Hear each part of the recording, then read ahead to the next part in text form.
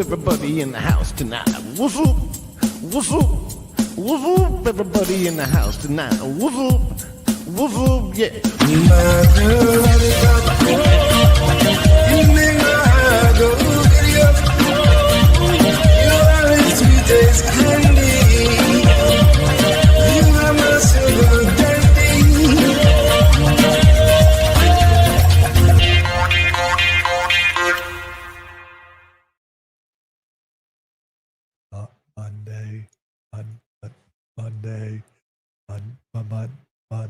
Monday in the studio.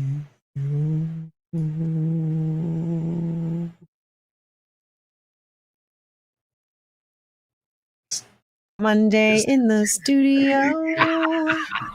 There we go. Thank God. Welcome back to the Garrett and Steve I was holding show. my breath. I couldn't take I probably it. should have taken a couple breaths because holding my breath seemed to retard my ability to play a clip. But we did it. My ability was retarded. It is Monday. We are in the studio. Thank you to Becky and John, whoever the fuck those people are. I have no idea. But I think obviously they're live on Mondays. We always threaten to check them out. We never do. We're going to keep threatening. We're going to keep threatening. Oh, I'm going to watch that. You better not do what you're doing because I'm going to watch it. We got Content House coming up in a few weeks. Villaroma.com, promo code Chrissy Mayer, all one word. Check it out. Book a room. See us there Friday and Saturday. Saw your car outside. How's that looking? Fucking sweet. Huh? Like you couldn't tell. I thought like you'd be able to see something. So did I, honestly. I thought there would be like, it would look like, a big scrape got Like painted over. Yeah, it'd be like painted black, but it's not the same exact black, and you could see it a little bit or I something. figured they could match the paint because I think they get like the factory paint Oh, okay. at a body shop. This isn't just some Joe Schmo. I didn't hire Joe Schmo. I was thinking about hiring Joe Schmo. Joe Schmo's got the best prices in town, but He knows what he's doing. body shop, like an actual body shop, they get factory paint. And if I wanted, they could have replaced that plastic part. Like they could have bought the part from Hyundai and stuck it on there. Oh, like over the wheel? Yeah, that plastic piece that was like behind the door over the wheel. Yeah. Oh, that's scraped too? It was scraped pretty badly. And he said he could either order a new piece for like almost $700 or he could just paint over it. And I was like, fucking paint it. $700. He's like, paint it for free because I'm going to be painting all this anyway, or $700. I was like, I don't know what the question is. You're telling me what you're doing. Yeah. There's no question. But isn't it like a piece of plastic?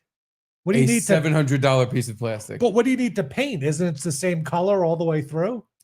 Well, we had to paint over where the scrape was on the plastic.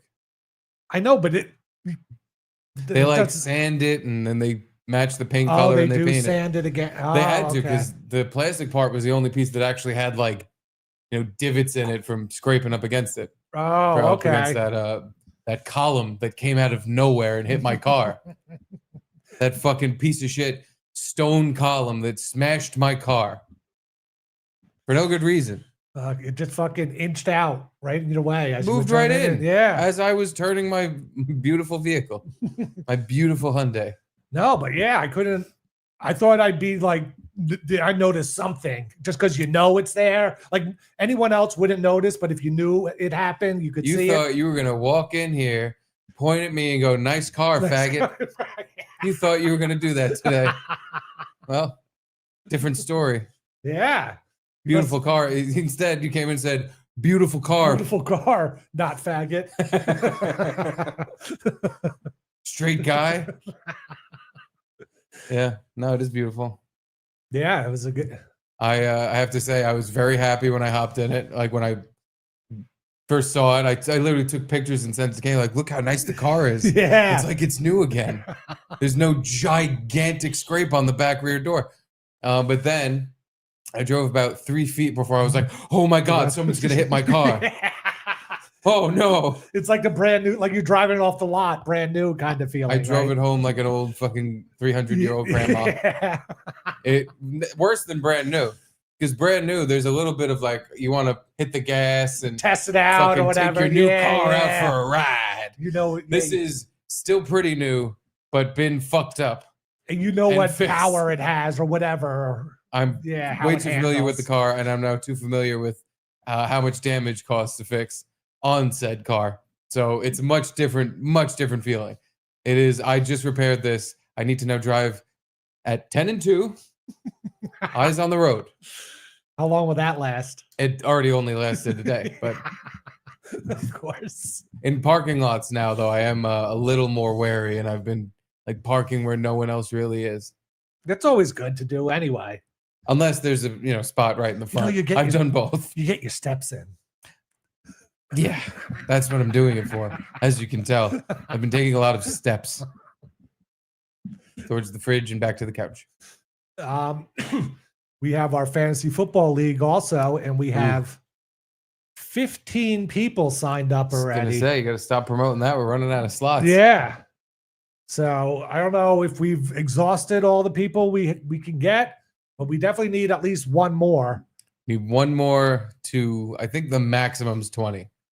Yes, maximum So 20. If we hit 20, we have to send people money back because that's too many. But just need one more person to send $100 to at Garrett Andritz on Venmo. Because I was going to say we have ourselves a fantasy football league. Just say we got over 20. Maybe we could split the leagues, but then how do you have a winner from the two leagues? Or it's just each separate one. They'd have to be separate, a lower prize for each league. And I restarted. Or we'd give the winners of each league the option. If both of them agree to face each other in a arm wrestling match, the winner keeps all of the money. Wow. Yeah. That'd be a lot of money. Or mud wrestling. Wet t-shirt contest. There's going to be two dudes that win, so we're going to have them do a wet t-shirt contest. No, last year, Cynthia. There's also, we have there's a couple ladies in the fantasy. Last year, Cynthia Darcy won. That's right. Yeah. I think that's a woman.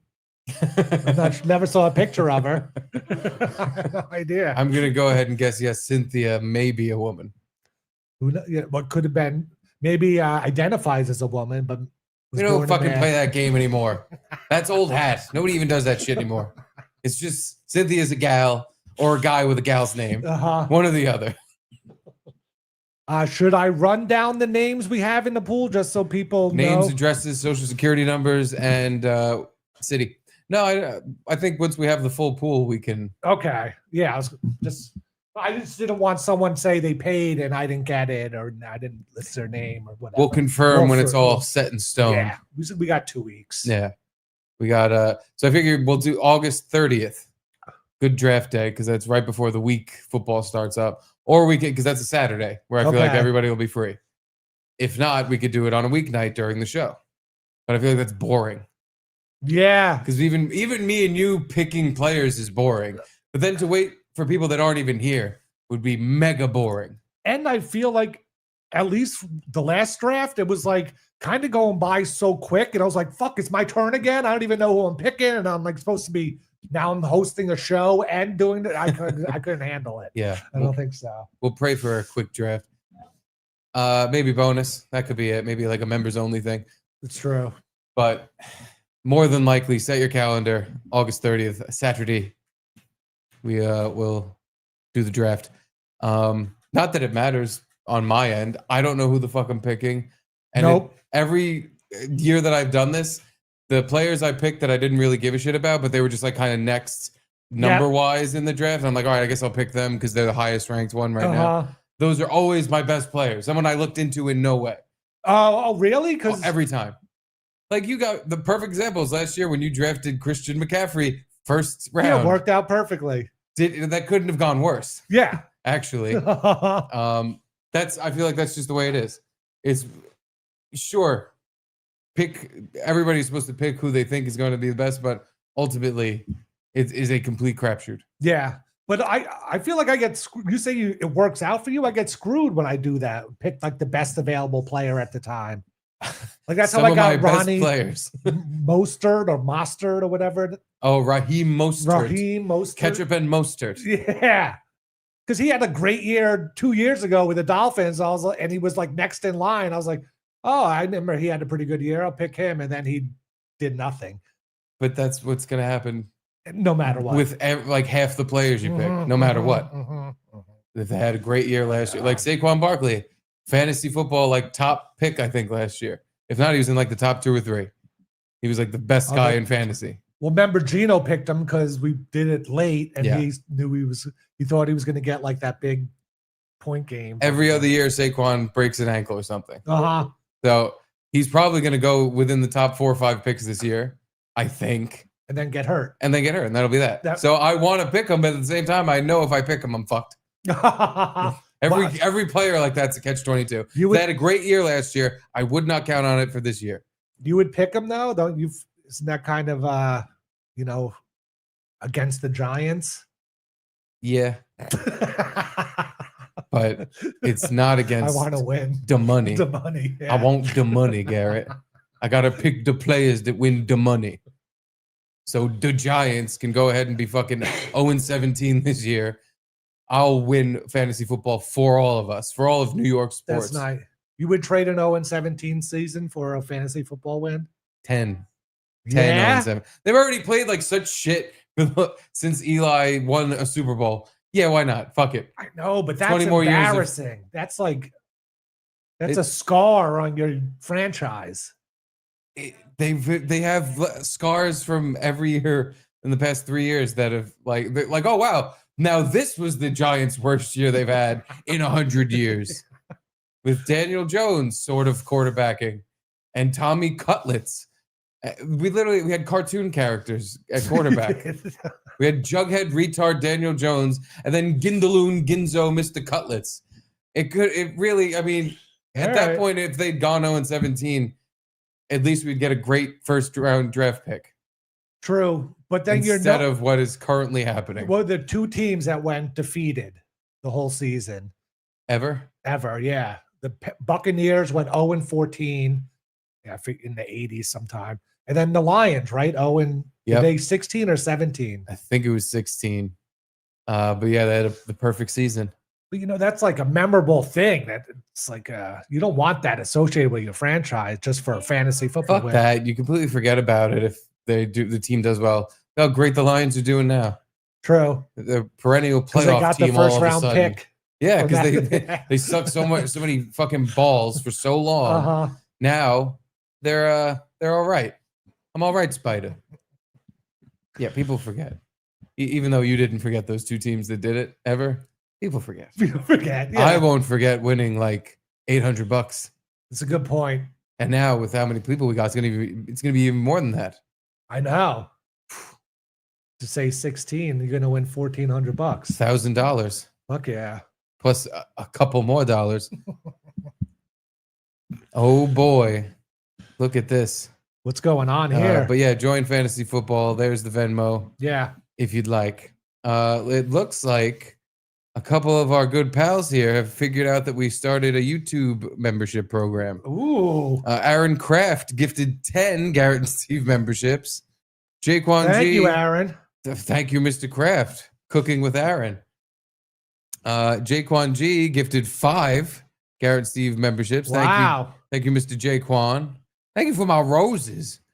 And Gabe Itches. 10 Garrett and Steve memberships. Wow. You guys are the best. Yeah. Thank you so much. We have so many members now. So what perks come with the memberships? As of YouTube's rules at the moment, they get access to a video I uploaded that immediately got blocked. So as of right now, there's that.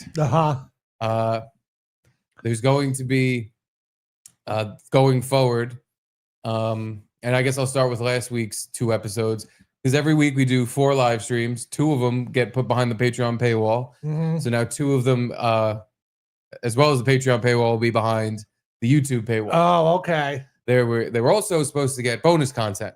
That's why there's 2 levels. There's 5 and 10. 5 gets the extra YouTube videos, and 10 gets the bonus content. So far, that was supposed to be the first thing they got, and it is the 0th thing they got, because after uploading this shit for hours over the weekend, after it was finished and I was about to type in the description and get it all ready to go, it told me it's been blocked. And I'm like, okay, well, it's a private video. It's just remember, no. Blocked as in no one, not even yourself, can see it because of copyrighted material. And I sent YouTube a message. I was like, how about you copyright this ball sack in your shit. ass? So they took it down? I mean, they took down the copyright? No. Oh. No, I thought that would have worked. It did. Oh, it did work? They copyrighted my ball sack in their ass. But they didn't fucking unfuck my video. And you made a video of that too, and they took that down? I didn't have the camera on. The lens cap was on. So I have the sound effects. It's just... Is that... That's the balls going in the butt. In the butt. Oh, okay. Yeah. It sounded like someone was sucking your balls. Coming them out. Here's them coming out. Huh. Yeah. I thought it would have been like... No, I could... You got the audio? Good job. I was just saying what it sounded like. That's the actual audio. I didn't know I sent that to you. So yeah, we're gonna have to figure out what to do with the bonus content videos on YouTube, because clearly maybe I can invert them and just sometimes turning it around and putting a big watermark on it. YouTube, it fools the robot that reads my shit. But the problem is you have to do it and then wait hours and hours for the shit to upload to then find out, oh, it's blocked again. Mm-hmm. But I'll figure it out. I watch Jeopardy on YouTube when I can, and they have all these ways around it too, because you're not, you can't, it's always like some weird guy in India or something that records it and puts it up on YouTube.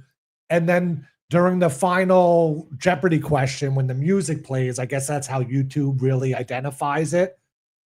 They I don't know, they take the video and make it zoom in and then zoom out and zoom out and zoom in and make the sound all weird. And like you can still kind of see what's going on, but they fuck with it just for that 30 seconds. And then it gets around it. And then when the Jeopardy ends, for some reason, there's always just the video at Jeopardy ends, and then there's just some guy looking in the camera like,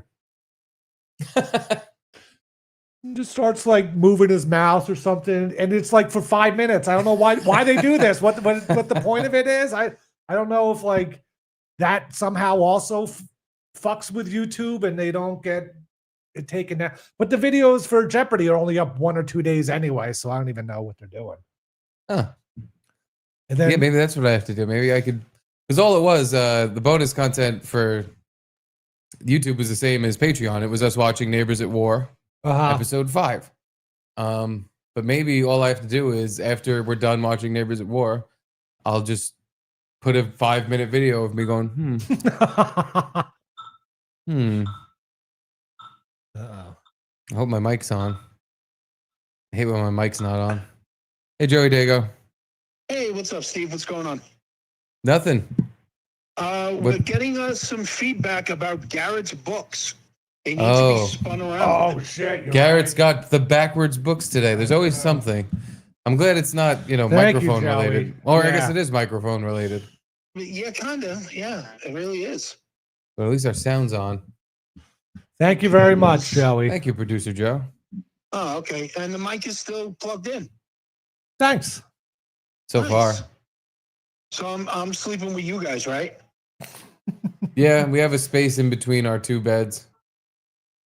Oh, I thought we were getting a king bed. No. 2 twins. Oh, okay. You're sleeping on the crack. Yeah, sleeping in our crack. Oh, not Garrett's crack. Oh, but Steve's crack? Stinky fucking filthy ass. He doesn't wash. Yeah. My hand smells like shit. What do I do? I don't know. Use soap? It was like yes, I remember that. It was like a decision had to be made instead of just, oh, there's shit on my finger, I better wash it. Right. What's the Even decision? Charlie got it. It's incredible. So, all right, that's all I had. The boy doesn't wash, Joey. He don't wash. No, he don't use the soap.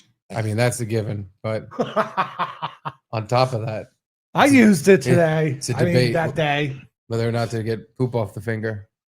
Monday in the shower.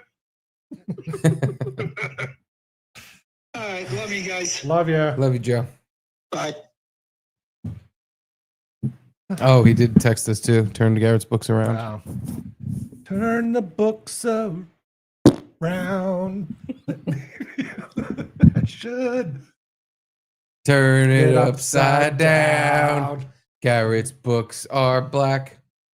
Well, and that's all the new updates on the YouTube membership program. Yeah, but also you get like some emojis and avatars. The longer you're a member, your avatar can change.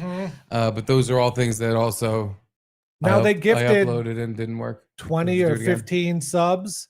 Yeah, a lot. Do people like claim it?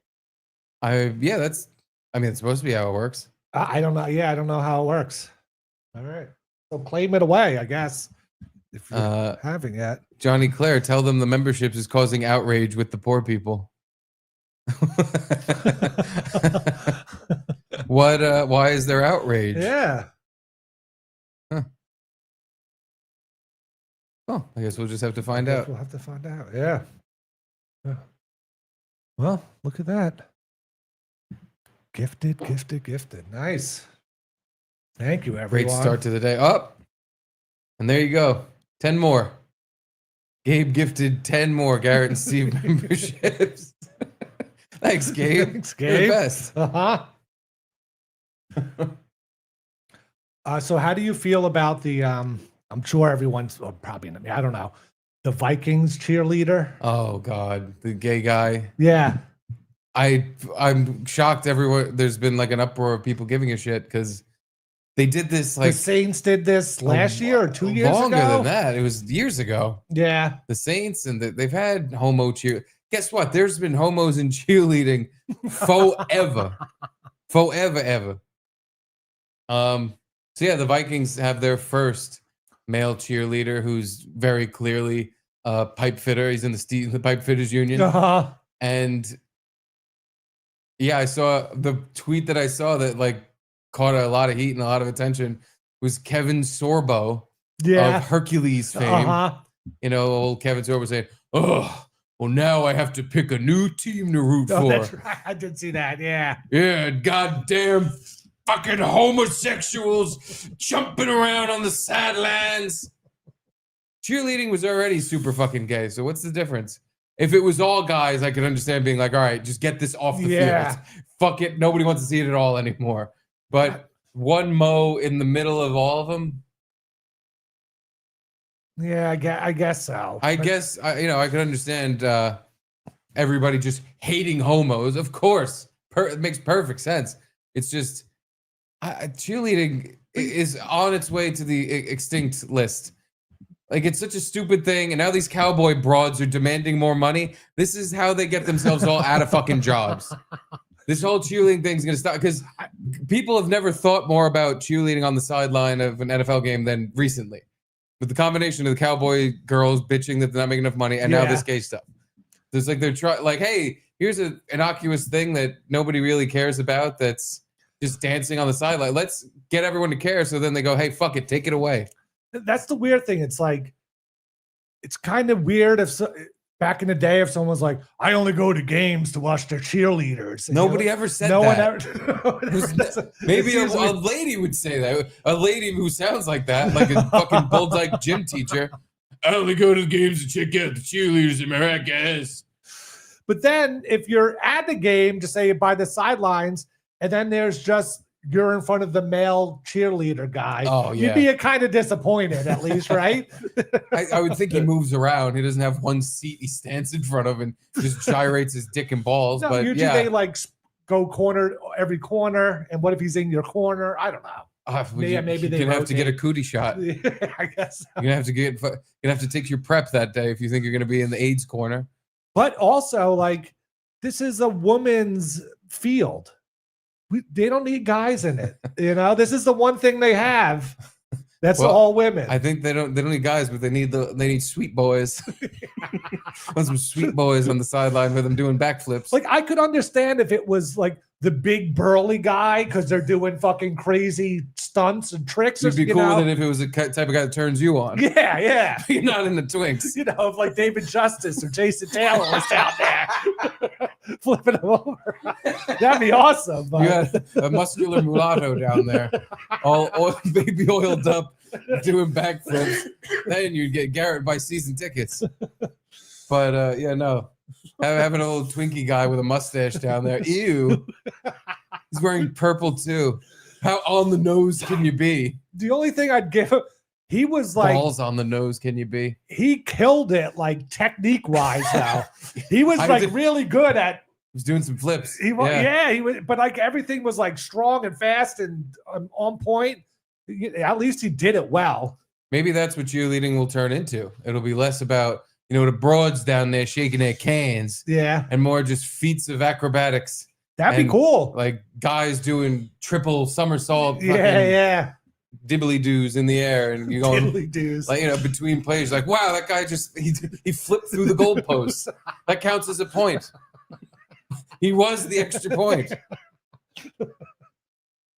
I don't think it's the end of the world. It's just gay as hell. Yeah, definitely not the end of the world. It's just, I don't know. It's just keep it all women. Why do we need a guy in there? It just seems pointless. To shake things up. For who? For who? I don't know. And then I don't know for who to begin with. Okay, even with all girls, it's like it's just the side thing that's there. But that if it went away, I don't think 99% of football fans would give any sort of a shit. Now, what if somehow? It's impossible, but a girl makes an NFL football team. One girl. Mm-hmm. Do they have to make a whole new locker room for that girl? Yep. But or at least like a cutout, separate room. With the cheerleader, does he just change in front of all them? Well, he probably does. But where? No, because gals are just like, he's gay. He's gay. So it's cool. Yeah, he could touch my boobs. It's fine. He could suck them. Yeah. Come over here, Terry. Suck my tits, you homo. That's probably what like the banter in the locker room is like. Come fist me, Terry. You're gay. It doesn't count. You're so gay. This isn't even real sex. You're a gay guy. I think just based on that the NFL teams have like an HR department, that he will not be getting changed in the women's locker room. He'll be getting changed with all the football athletes in the men's locker room. Oh. Yeah. Hey, guys. You ready to play? You guys pumped up for the game's action today? I want to see you boys grabbing that pigskin. First and goal. But he gets everything wrong. You're just like, 2nd and 7. Touch up.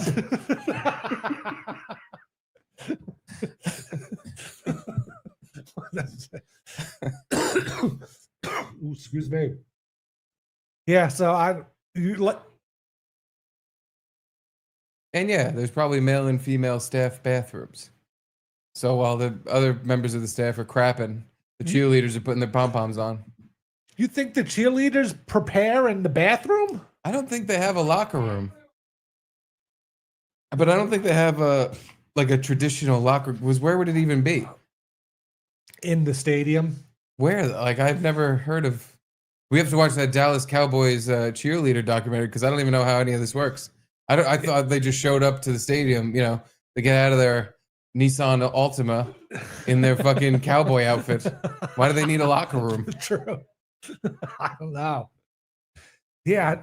Is it even a documentary or is it just a TV show? Netflix thing. I don't know. There's a Netflix thing now too? That's the thing Kiana was talking about. I thought she was talking about the show because there's a show too. That's probably it then. Where it's just, but it's kind of like American Idol, but for Dallas Cowboy cheerleaders. Yeah, but I think they get into, you know, what they do. Yeah. Like how they do it. For 3 hours every other week. Mm-hmm. Well, the practicing is maron. True, yeah. Back springs and flips and but you said singing defense. You said before that cheerleading is going to go away. You think that? Or like it's... I think if it becomes a big enough pain in the balls for everyone, yeah, why not? Oh. But this has already happened. We're in reruns now of bullshit controversy. This happened with the fucking Saints. I feel like I'm living in bullshit land. You're right. We already did this. And it was like a big thing when it happened. Then once the season started, didn't see one video of them or anything. Shit. Yeah. It's look, there's a guy on the field. He did a flip. Fuck. Either I can't stifle this erection, or I was too busy watching football to remember that there's a gay guy down there somewhere. There's probably a few of them. It seems weird though. Like, what does a gay guy want to do at a football game? They hate football. Probably enjoy watching those hunks in their tight pants. Probably, yeah. And I mean, yeah, they're cheerleaders. He's into cheering. He's into cheering. He's into being a cheerleader, like one of the gals. So he's obviously like, look, it's a paying gig to do cheerleading. How could you not want that if you're, Mr. Spirit? I don't know. It seems like he wants to. He doesn't. I don't think he has an ulterior motive, but it just like it almost seems like they're doing it just to get attention or something. One moment, please. Oh, where'd it go? Move. Oh, Should I stay hold still? on. Stay still. I'm gonna try to hit a little piece of shit that is walking around in the kitchen. You could look over there. Oh, it's in the kitchen. Look at it. Oh my god.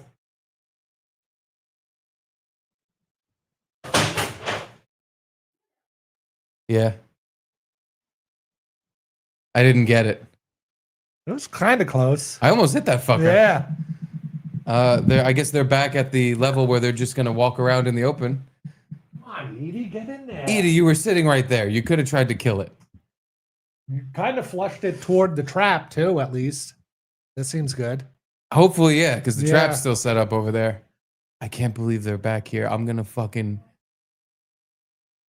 go into everyone's apartment and just start burning things. We can't have this. Come on, Edie, kill it. Kill it, Edie. Can't live like this. You're gonna kill it. We have lots going on. Oh, in okay. the chat realm. Look at this. Just kidding. $50 beer. I could have bought memberships, but I didn't. Some of us just want to watch it burn. Thank you, just kidding. Thanks. Watch what burn? Us. Oh, They want to watch us burn. lights are bright. We're burning. Yeah. I should have just left that mouse alone. Nah, I'm glad I scared it. Yeah. I wish I'd killed it That would have more- been, oh my God. more accurately. If you just corner book right in the head. The problem was it was like under the cabinets. Yeah. It was under the ledge. I was waiting for it to pop because it popped out at one point and went back in. Oh, I was waiting for it to pop out again because I was gonna fucking murder this piece of shit. I thought I had a bug on me. Like the way you were like looking, I was like, oh, there must be some sort of bug on No, me. I didn't want you to move your head too fast and scare it off. I wanted to lull it into a false sense of security so I can then bash its little fucking skull in. I thought I was going to get a little snack. Don't worry, I'll let you know when you got food on you. Have you heard of these lantern bugs? Today's retro day. First gay cheerleaders, now this 5-year-old bug. Oh, I don't know. I just started hearing about them like this summer. Really? Yeah, that you have to kill them and stuff. The lantern bug showed up with COVID from China, interestingly enough.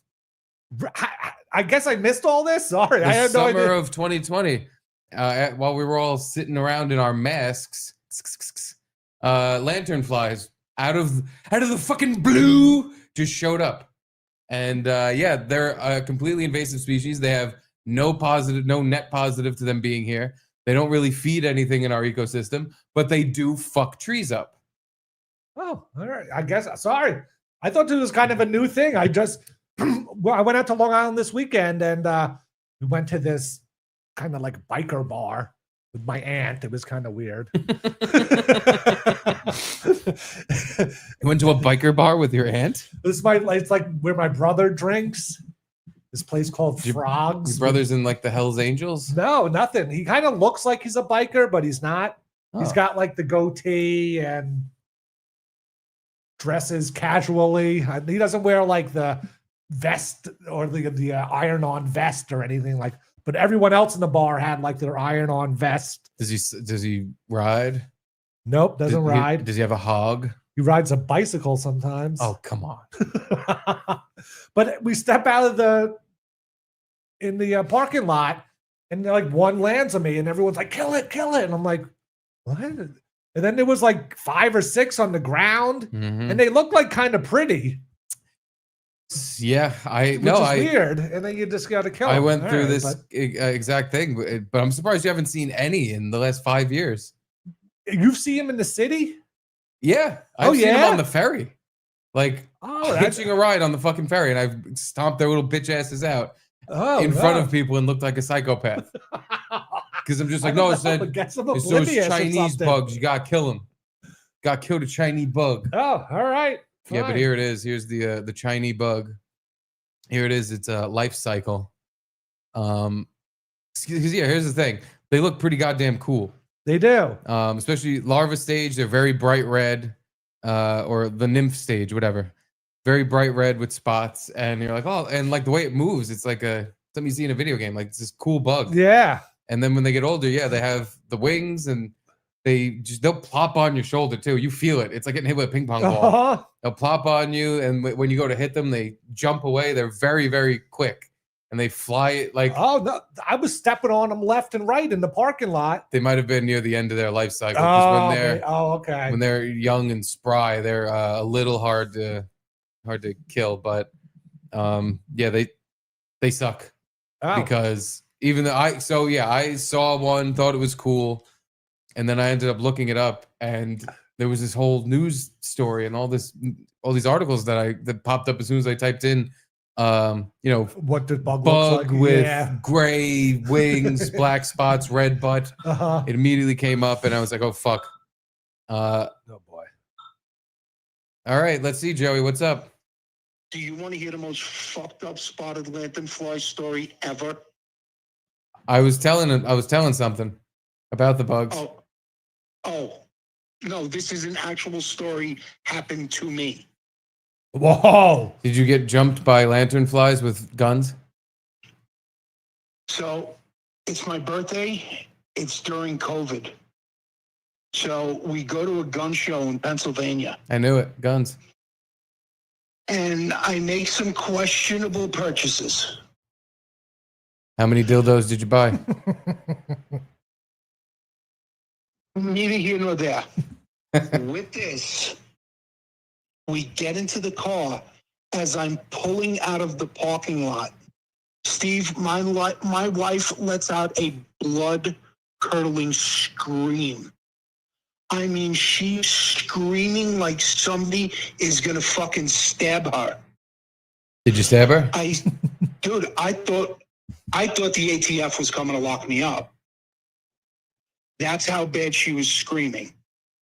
Okay. It was a fucking spotted lanternfly. Oh.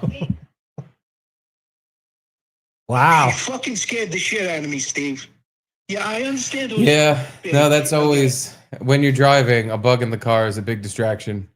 Not because you're distracted, but because a lady you're driving in the car with might actually lose her fucking mind. Steve, I thought I was getting locked up. It was a fucking bug.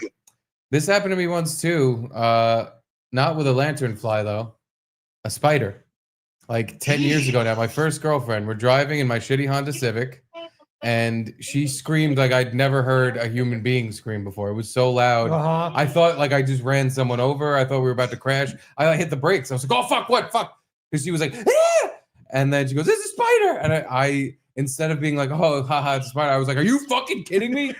I almost crashed the fucking car. Over a fucking spider? It's a bug. Who gives a shit? It's not even touching you. And she was just like, it's it. Like she just kept freaking out. Yeah. And I was like, oh they my. Can't handle it. Oh my God. And I just crushed it. There. Then did she feel bad for the spider after that? No, I felt bad for the spider after that. Now, recently with Caitlin, there was a spider in the car, a white spider. And we just kind of let it live in the car, even though it was again, like, ah! And at one point, it was on the visor right in front of me. He's not going to get any food in the car. I don't know what it's in there for. But it was on the visor right in front of me. And I'm just like, all right, spider, like I'm on the highway. If this goes south, we're all like it dangled down from the visor? Yes. Like, if you want us all to die, you're coming with us. I don't think you're going to survive the crash, Mr. White Spider. And then he went back up in. I tried to grab him because I was going to just chuck him out the window. Uh-huh. When I went to grab him, again, as I'm driving on the highway, it fucking went and like scurried up into the visor. Never saw it again. It might still be in the car. This was fucking like 6 months ago. It wanted to come in the house, but it's scared of the mice. The mice need to be scared of me because I'm going fucking Rambo. As soon as the show's over, I'm going to just burn everything down. Nice. Flamethrower, you thinking? I'm going to get a very, very small M60. And I'm just going to start lighting up the walls. We'll talk. Thanks for that enthralling story, Joey. Yeah, sorry. I guess you had to be there. I guess so. I think so. Show? Love you, buddy. Thanks, Joey. Love you guys. Yeah, but we've all heard that woman bug scream, and it's like, he's right though. You think someone is going to kill them, or someone broke in through the window. I thought I was about to crash the car. And because I thought I was about to, then I actually was about to crash the car. Yeah. I thought there was just like a 18-wheeler coming at me with a fucking Middle Eastern driver that I didn't see. Luckily, I don't have, I'm not it wasn't with my family. Well, that's the only way that would have went down if you've seen the news. But anywho. Wow, so I guess I'm 5 years late on this lantern bug story. Oh, you're a tad late on the lantern bugs. They're my bad. They floated over here on a piece of Chinese wood.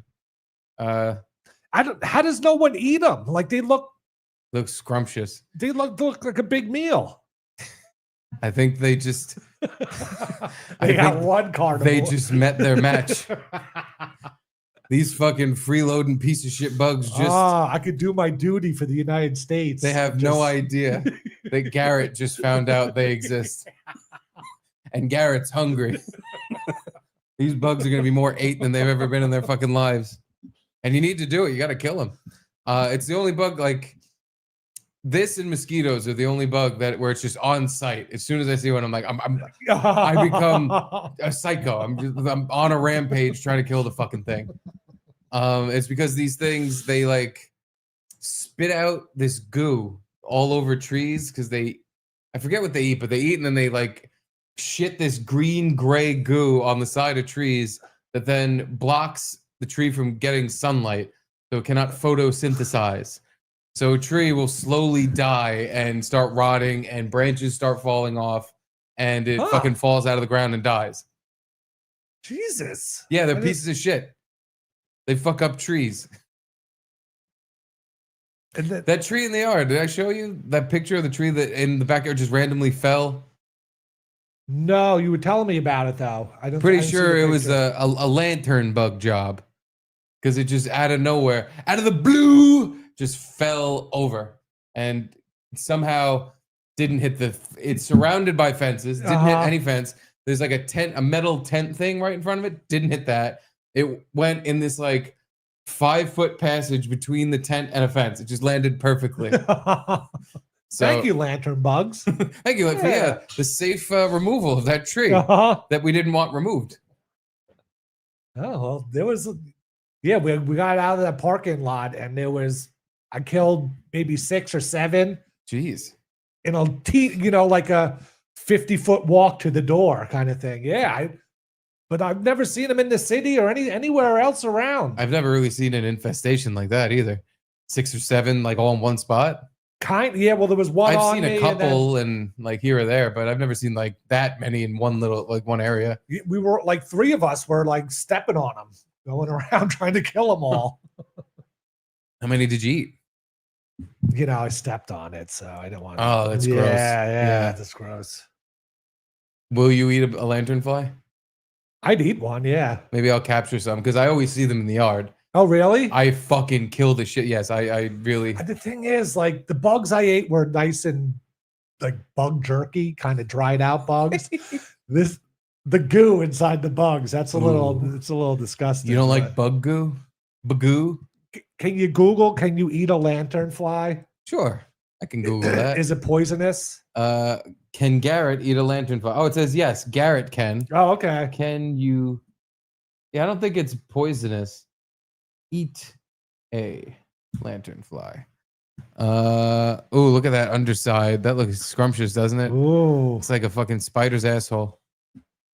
While spotted lanternflies are not known to be toxic to humans, it's generally not recommended to eat them. So I could eat it.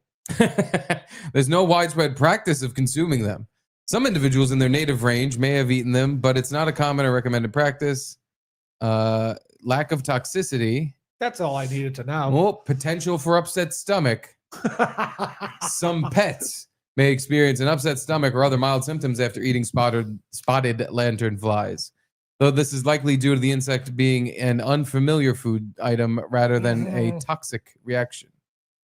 There's some research suggesting spotted lanternflies may sequester toxic compounds from the plants they feed on, but this is still being studied and it's not definitively proven.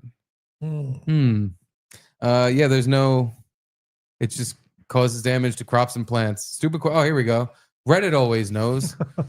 Stupid question, but can you eat spotted lanternflies? Wouldn't do that. They sequester quasinoids from the plants they feed on. Animals that have eaten lanternflies have been observed vomiting as a result. Get the fuck out of here. Here's a link to a scientific paper if you want more detail. What?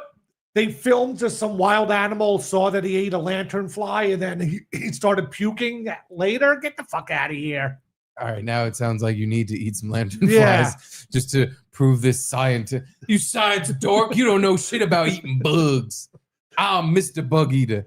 All right, here's a report from Look at the fucking title of this report. Defense Yeah, try to read it. Hold on. Okay, go ahead. Defense sequestration associated with narrowing of diet and ontogenic change in apsomatic colors in the spotted lanternfly.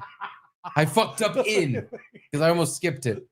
So what did that headline mean that you read? Well, the defensive sequestration associated with narrowing diet and ontogenetic change to apsomatic colors in the spotted lanternfly, obviously what it means. Defense sequestration associated with narrowing of diet. What? Well, maybe if we read the abstract, And they spell written colors by- with a U, so you know. this is from right here in the United States, written by Surum Song, Shine Kim, Sungwon Kwon, and Sang Im Lee. Oh, and Piotr G. Jablonski. International. Bright colors in distasteful prey warn off predators. For processes associated with ontogenic quest, I don't even know what that means. I'm already lost. Ontogenetic acquisition of warning colors and distasteful compounds have been studied in only a few organisms.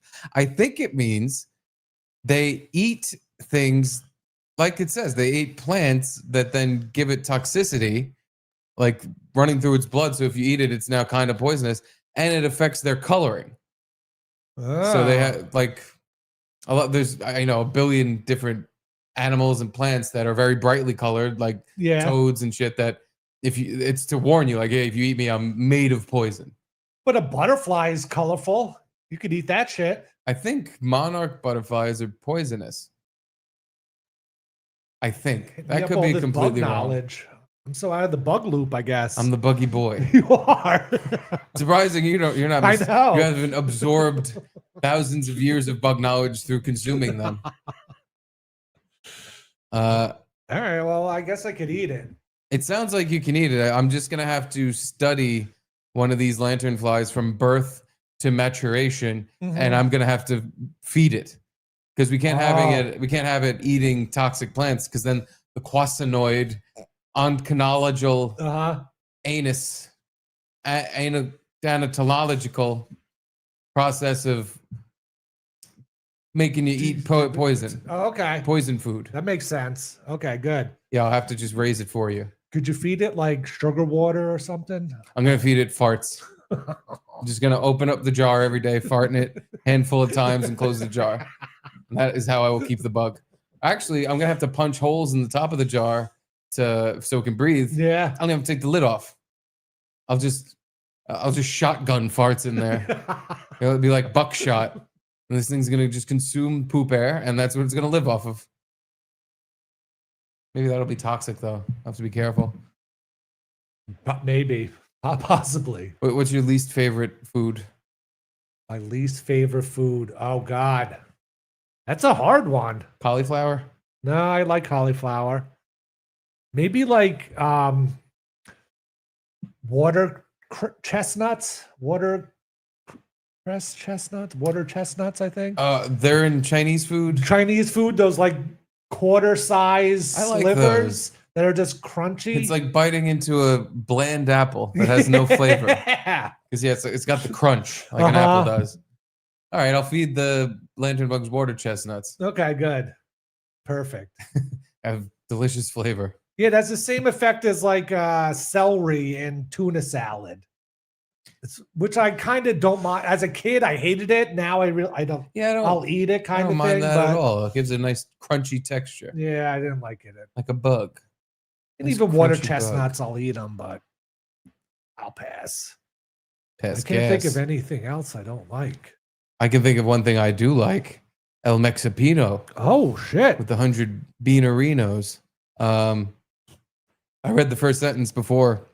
I was like, all right, I will Honor his wishes. honor his wishes, and I will hold off. But can't wait any longer. No need to interrupt the show to read this. Keep the flow going. Hello, everyone. Just signed up for the Gasser. I just started streaming, and I'm not sure if I missed something, but I tried to upgrade to the Gasser Deluxe membership, and it keeps giving me an error. I don't know why it's doing that. Because we have people signed up for that already, right? Oh yeah, Yeah. for both, and they should. As I said before, they're supposed to have access to a bonus content video, but YouTube put the kibosh on that. They said no, even if it's private for you and your friends, you still can't do it. Yeah. We're still the boss, so I have to figure out how to circumvent that. But thank you, El Mexipino. And oh yeah, here he is, new member, along with No Money's Dude. Thank you. Shout out No Money's Dude. Jaquan G gifted 5 Garrett and Steve memberships. Woo! So he's up to 10. Jeez Louise. Thank you, guys. And Gina Marie, a new member. Oh. Gina Marie, a new member. Thank you for a join. But thank you, El Mixapino, for being a number 1 super guy. Now, I just got a Venmo payment for $97.01. I'm sure we can spot. Is it for fantasy football? We can spot them $3. Or maybe they're just giving you $97 as a good. It says for fantasy football. Good job, Garrett. $97. Kind of. Who is it? Is it like someone's name, or did they give us a username to call them by? Chris with a K S. Chris S. All right, that's perfectly fair. Okay. If Chris S wins, he will get the full prize minus $3. Yeah, but if anyone else wins, they're going to get the full prize minus $3. They'll have to talk to Chris about that. All right. Now, me and you could we'll throw up $1.50. Yeah. We can pony up the cash. All right. We'll both throw up $1.50 for Chris. Nice. He's got most of it. He's good for it. He's good. He's good for it. No, I'm sure it was some mistake or something, or he's just he like. What if I give them $97? What are they gonna do? What are they gonna do? Yeah. They're gonna not let me in my league. I hope it doesn't set a bad precedent, and like everybody now who joins is gonna be $1 less than the last. But you know, you could have worse problems. Thank you, El Mexipino. But yeah, Thank you, Mr. buddy. Mexipino. Jeff Hillman says, to be fair, the Vikings and Viking fans are also gay. That's a reference to a good point. the The skull gay might be cheerleader. one of the worst chants.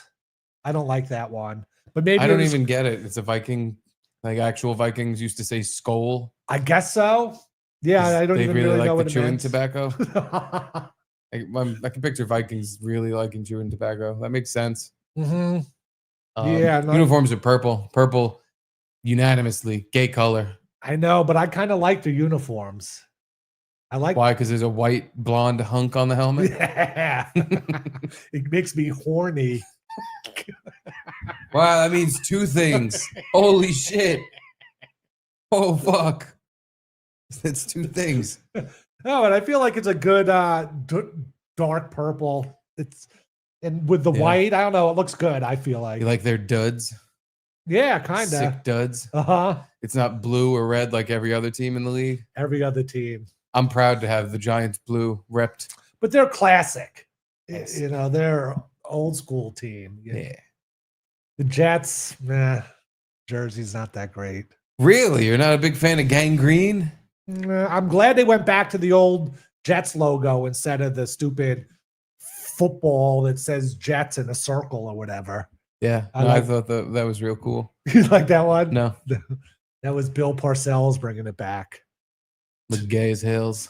You know, worked for him, but yeah, wasn't a big fan. But that was also like the Joe Namath Jets logo, so it was kind of classic. And then now they're back to the It has old a jet classic. on it. They should use the logo that has a jet.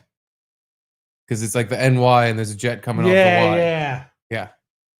I don't know. I think green, cool ass color. For some reason, not a lot of teams use it. No, right? It's because it matches the grass. Maybe confusing. But Is there I a- really can't think of a good reason. What's another green team? The Wild Green? The Wild, Minnesota Wild. The Oregon Ducks, but that's college. Yeah, college. College uses every fucking wacky color. Uh-huh. Is there another football team? Like, there's teal teams, but that's Like the like blue. Jaguars or something. Yeah. Fuck. You're right. Seattle has that neon green shit. That's garbage. That's just, yeah. And it's not like the primary color is just on their shit. Uh-huh. The Eagles. Yeah, that's right. Because they used to really like have the same color as the Jets, and then Yeah. they both kind of switched it up. Yeah, you're right.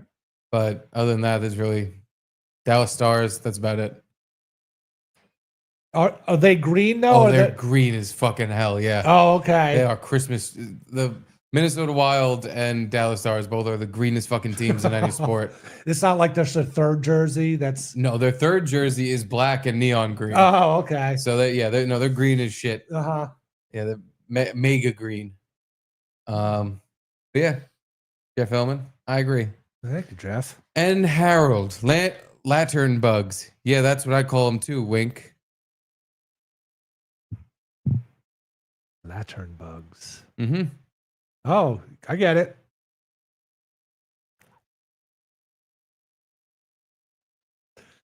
Maybe I said that. My mumble Lantern mouth. bugs. Lantern. Rantern. They are from China. Yeah, I'm getting all this lantern bug knowledge that I apparently was way behind on. Just remember, the next time you see one, you need to be in a murderous rage. Just picture all your favorite trees. No, now I Garrett. have to like save it so I could eat it. Oh, or also Yeah, either stomp on it or eat it, but don't admire its beauty. but like, how have I never seen one walking to and from the subway every day? And I guess they're not big city slickers. They're not Oh, big okay. on hanging out, and uh-huh. because I guess I feel like I've seen them in Manhattan, but maybe I haven't. I know for a fact I've seen them on the ferry though, hitching a ride in the middle of the ocean, and it pissed me off. What the fuck are you doing on this boat? That's how you got here in the first place, isn't it? Stomp. Yeah, you should just flick them off into the water. How they gonna get fucking back? There were a couple of them. One of them I got by stomping. The other one I chased off the boat, and I like watched it fly away into the ocean. Well, it's not the ocean, is it? It's the ocean. It's like a channel. Oh yeah, I guess you're right. It's not. Yeah. It's not a fucking lake. It's not like It's not waves fresh or water. anything. It's salt Yeah, water. yeah. It's the ocean. Wow. Okay. Yeah. Well, 'cause there's no way they can make it back to land, right? They can't fly forever. I'm sure there's a way they can. They're bullshit bugs that are very hardy, and the whole thing is they survive things. So I'm sure that fucking asshole flew into the ocean and then swam all the way to my house and fucking gave a mouse a high five when it got here. Little fucking pieces of shit. But anywho. Anyhow. Oh, here we go. El Mexipino. So, I was finally able to upgrade to deluxe. Oh, there Can we I go. get rid of Patreon since I believe bonus is here too now, I believe? Well, hold on. That was the idea until YouTube fucked me in the ass on being able to post the Patreon videos here. So Yeah, I would say Patreon's the better. Patreon's definitely the better one. If we were going to shut down one of them, it would be this, unfortunately. I hate to say that at the beginning of it, but hopefully it's a place where this will be just in addition to Patreon.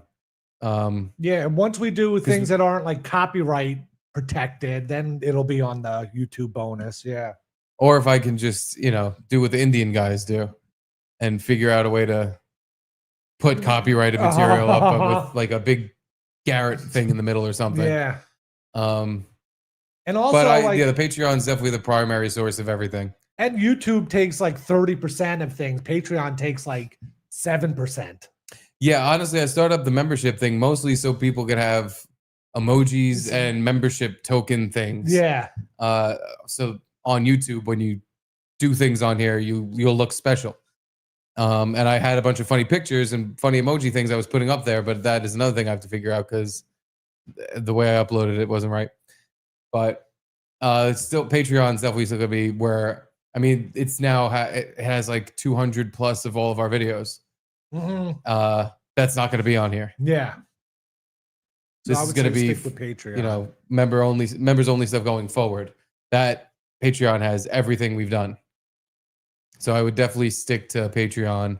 This is something we're working on to make it better. Yes, correct. To answer your question, Mr. Mexipino. Thank you, Mr. Mexipino. And thank you, Mr. Mexipino. Best guy. And yeah, there he is, new member. Gina Marie, make me a mod so I can make us Edie emojis. Oh, don't you worry. The Edie membership badge and the Edie emojis were the first thing I was working on. Along with, I guess I could give some spoilers since it's supposed to already be there, but it didn't fucking work. One of the emojis is Bill in the Jaws jacket. One of the membership badges is you as a Taylor Swift fan. And you as the Garrett Dice Clay.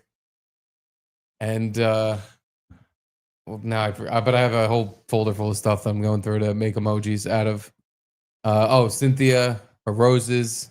Cynthia Carver. Both a regular and dinosaur form should be in there. There's gonna be a few things. Perfect. So don't you worry, Gina Marie. Thank you, Gina.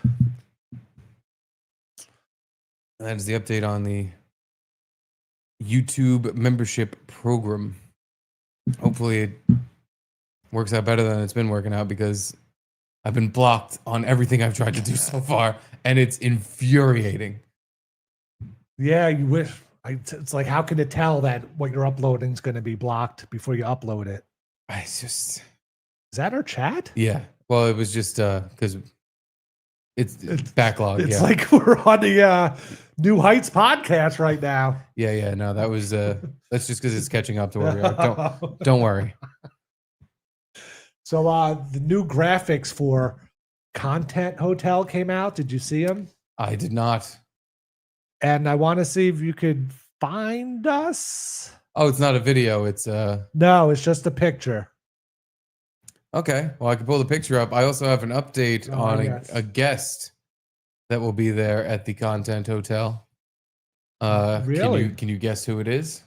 Jim Stancil. Yep. That's it. That is? Yeah, he's going to be there on Thursday. Oh, the day we're not going to be there? Yeah. Perfect. Maybe we'll catch him Friday. Yeah, he might stick around. But who knows? But here's the graphic. I see I see Gino yelling. Chrissy in the middle. I see me. And I see you. So is that you? The 1920s weightlifter guy with the little handlebar mustache kind of thing? Yeah, I'm right above the H in Chrissy. And you're right above the R. And your face is kind of covered by the word the. And Garrett is I have a little gray hair, but Jesus. White hair. You look like Zeus. Yeah. We're all we're all like Greek Roman gods or something. Oh, is that Kumia bottom left? I think so. Oof. Did the coom dirty, if that is him. But yeah, no, that's me and you. Okay. The H&R. We're HR. I think, that looks, I get it. I get it. Okay, yeah. I wasn't sure if that was you. I assumed the one with the gray hair was me just because of the gray hair, but I was like, I don't know. And then, yeah, you're very dapper and have Thank you. pursed lips. Thank you. Uh-huh. Thank you. That's how I feel I look. All right. We have Jim Villaroma.com. Stancil update because I caught a little bit of his stream today. Oh. The headline caught my eye. What caught your eye? Caught your eye. Here's what Tim and John found. It said something in bar fights. And I was like, Jim Stancil got into a bar fight? Yeah. Turns out he did. We could play the clip, but I don't want to disrespect him by doing what he says he hates, which is all these, these other shows, they just play clips and they just talk about fucking other shows and yada yada. Mm-hmm. But our good friend Jim Stancil, first of all, he has quite an opinion on the Hispanics that come up from the Bronx and Yonkers that go to Connecticut where he lives, because apparently they don't adhere to the Connecticut rules and customs. Like what? Did he bring up examples? He did. He certainly did. Let me pull up his Twitter page because I also remember seeing this. I think it was either on Saturday or Sunday. He was sitting on the beach. He was just sitting there. And a group of, he said it was like 4, but the picture he took of them, it was more like 6 or 7. He said he's sitting on the beach and like 6 or 7 guys show up, Hispanic. Uh-huh. And everybody else has their music on, but it's at a personal level, not bothering anyone else. And he said they brought over a fucking sound system, giant boombox thing. Of course. And decided they were going to be the DJs for the entire beach and played their music extremely loudly. And I'm sure it was like ranchero music or merengue music, right? Something with accordions. That's fucking annoying. It definitely, it wasn't Dominic the Donkey, but he took a picture of them. These are the guys at the beach playing their music too loud for Grandpa Stansel. They look kind of Stancil-y to me. That's the thing. We all hate what we are. Those are just a bunch of Hispanic Stancils. His Stancils. But no, if I had to choose a side on this, obviously I'm on the side of turn your fucking music down. Yes, obviously. Why did you decide everyone else needs to listen to what you're listening to? It's a very shitty thing to do in public. It's a very low IQ thing that people do. But yeah, Stance was really railing on the Spaniards today because there was that. And he said, so I'll retell his story as I remember it. Because again, I don't want to play clips. I don't want to, but I don't want to go outside either. So I'm just going to retell a story about someone who went outside. I went outside on Saturday, matter of fact, went to the pool club. I didn't see any of the type of people Stancil was describing at the pool club. What's the pool club? The Great Kills Swim Club. What? Yeah. Not good kills, great kills. Pool club? Yeah, you can sign up and they have a gigantic swimming pool of varying depths. And they have diving boards.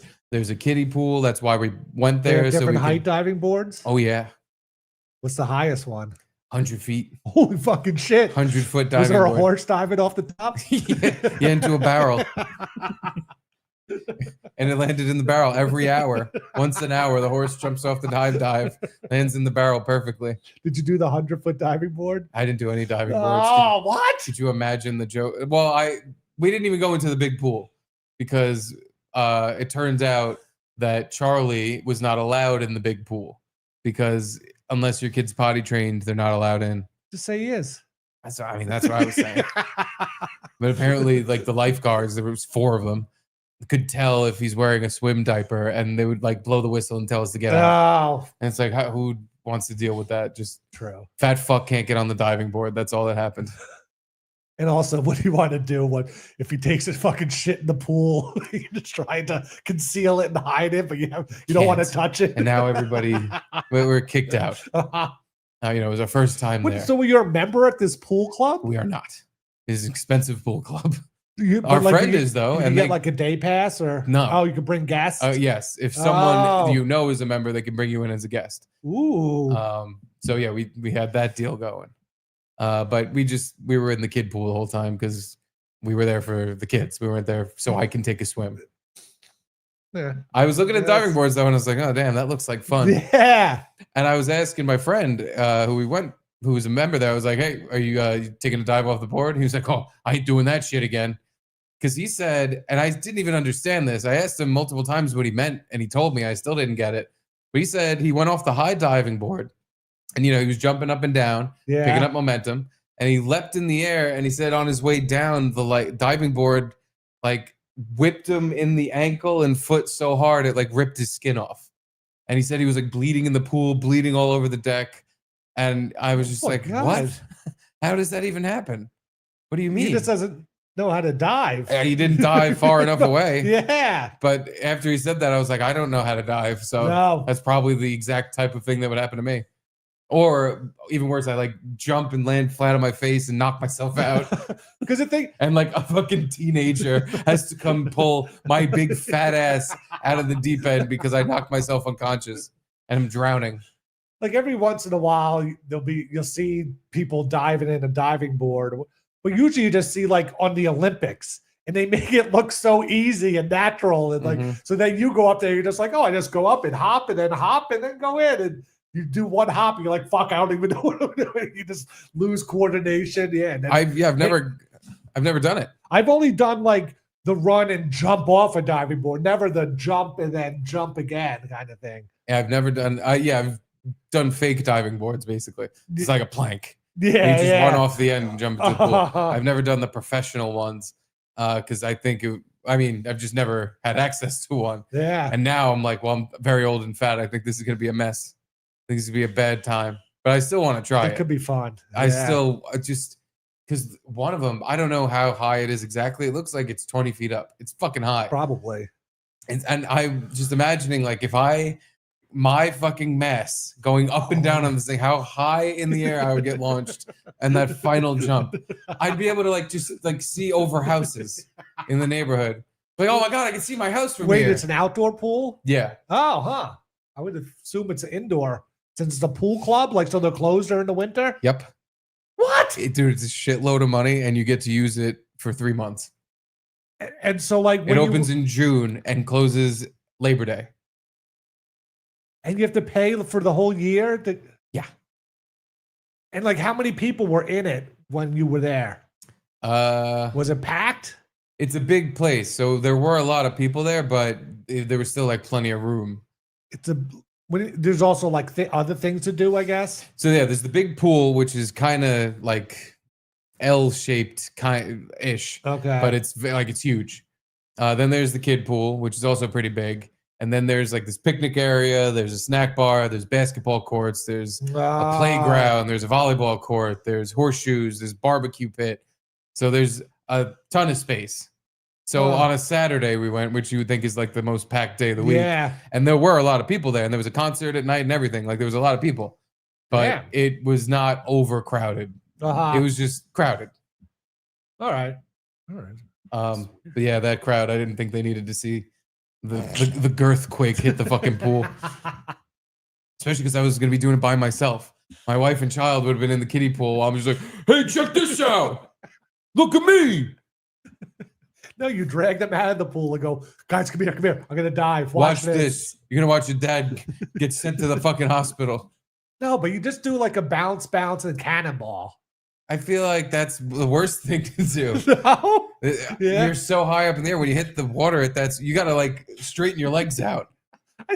You're not jumping off the Golden Gate Bridge. You might as well be. I think my fucking. You don't have to break the water surface tension to not break anything. You've clearly never hurt your asshole on a cannonball. I've never have, no. Well, let me tell you, if you jump from high enough up, you can actually hurt your ass doing a cannonball. Never do that. Oh, yeah, maybe like a belly flop. Oh, yeah. Oh, that would be fun. It would be good visual. but I'm sure it would hurt. I'd probably cry. Ow! Ow! It really hurts. Ow! Who's the crying quarterback? Kirk Cousins? No, that's Derek Carr. Oh, Derek Carr. That's right. Yeah. I think he retired. I think so too. Yeah. I think he required. He did. I can't play anymore. I got tackled and it really hurt. Ow! Dude, he would cry because he got tackled. I understand things hurt, but I don't know. I've been in tons of pain before. I've had kidney stones ripping my fucking ureter out of place and making me piss blood. I didn't cry. I just went, ow! Ow!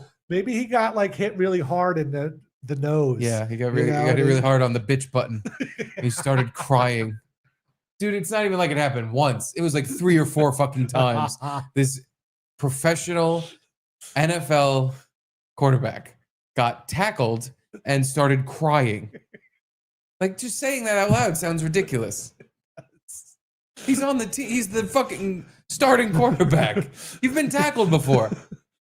You had to have been tackled thousands of times over the years. It's like something you just kind of get used to. Yeah. I played a little bit of high school ball. I got used to getting hit. I got used to getting hurt. You just go, fuck. And then you fucking... Specifically, I fucked my elbow up playing football. And every time I would re-hurt it, I would just be like, Jesus Christ. But you don't cry. It doesn't even occur to you to cry. Yeah. But Derek Carr, like, ow, it really hurt. Falling. Maybe his ow face is just looks like a cry face. And so you want me to pull up the pictures of Derek Carr crying? Is that it? Is that what you're getting at? All right. Derek. But remember, we have to get back to Jim Stancil's rules of the beach or whatever. We should call him. Because the Connecticut. rules of the beach and him getting into a fist fight at a bar. He was on fire today. I must say. I very much enjoyed listening to him be a fucking crazy person. There he is. I swear to God, he must have paid someone to get these pictures deleted off the internet. There used to be tears. There used to be a really good one of him on the Saints. I remember the one you used to always pull up for the football show. Yeah, it was. I'm pretty sure it was the one of him on the Saints where he's bawling his eyes out like this, like laying down like that, where he's crying. But it was like crystal clear, and you could see him just. Well, he paid some company to get it taken away because it used to be the first thing that came up. Crying Saints. And like, I get it. Okay, I can't imagine how hard they must hit in the NFL. Oh my God. But how come the other quarterbacks aren't fucking crying when they get crushed? I've never seen another quarterback even like No. close to cry. See, I can't. No, this is bullshit. This isn't it. It was hit. That's kind of it. This is definitely the play because he's got tears in his eyes. He got the cry face on, but it's not it. I'm telling you, it exists somewhere. Derek, I guess this is the next best thing. This one, I mean, he's crying. Hold on, let me enhance. That's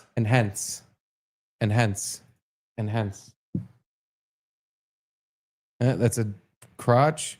There he is. He is. He's crying. Come on, guys.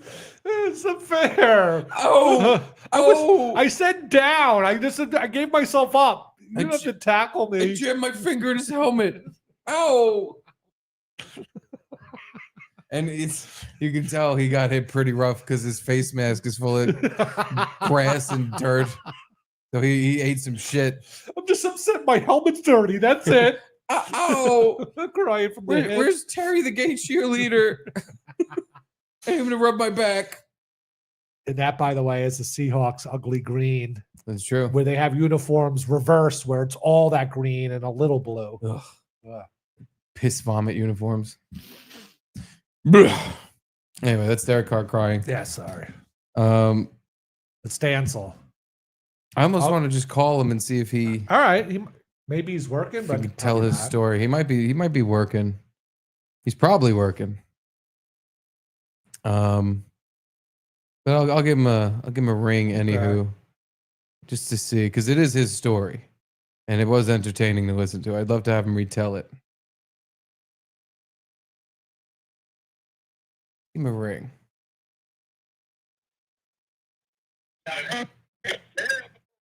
There. This is Jim Stancil. Hello, Jim. This is Steve Conti. How are you? Hello. Good to hear you. Are you working right now? No, I'm at the best bar in America. Oh, perfect. Oh, even better. Literally just walked in the door. Everyone stood up and applauded when I walked in. I gotta say, are you on the air? Yes, because I was watching your show today, and Hold on. I'm gonna text you a picture of everyone. Okay. We'll take your time.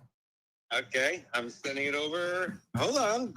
I know how shows go. I run one of the biggest podcasts on YouTube. I was listening to it today. I heard your story about getting into a bar fight. You were one of the 43? I certainly was. All right, I just sent you a picture. Everyone here stood up and clapped when I walked in. What can I tell you? I mean, what do you want to know? I mean, obviously you heard the amazing tale, just beating the living daylights out of a Spanish man. Can I send you a link so we can look did at he you? spoil it? Yeah. Send me the link. I'm with Mead as well. Perfect. All right, I'm going to send you the link right now. All right, I got to go get my sunglasses. All right, you do that. And come on on. Nobody knows my name is David Dabrowski. At Dave D23 on Venmo, please. That's your accountant. That's my account. Thank you, Garrett. You're Thank welcome. you. God, you're so. Wait, he sent me a picture of what's supposed to be a lot of people cheering and stuff, but it's just like an empty bar where no one's even looking at him.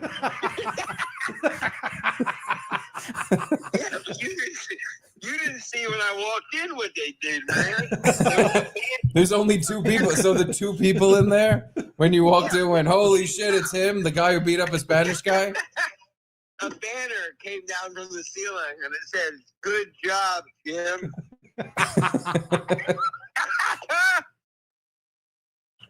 All right. Did you send me the link? I just did. You should be getting it right now. I see it. All right, I'm going to hang up Perfect. and grab me in literally 2 seconds. All right. All right. What do you think was more of an applause? When Jim entered the bar or when Gino did his COVID rant at Starbucks? Oh. I mean, that's a tough. That's a tough. I can imagine the roars from the crowd from each instance. A lot of roaring for sure. Yeah. Especially, I mean, I guess I should pull up the picture. But, speak of the devil. There he is. I'm in the middle of a main street. Looking good. Looking real good. Look like somebody who just beat the brakes off of a Spanish fella. Oh, beat the hell out of him. What a piece of trash. You're looking pretty strong. I wouldn't have. See, the mistake he made was he decided to tussle with you, and that's not something I would have done. Tussle with the. Well, I got nothing to rhyme with tussle, but you don't mess with me. A muscle. With the muscle. You fucking the easiest rhyme in the world. After you just showed it. Yeah.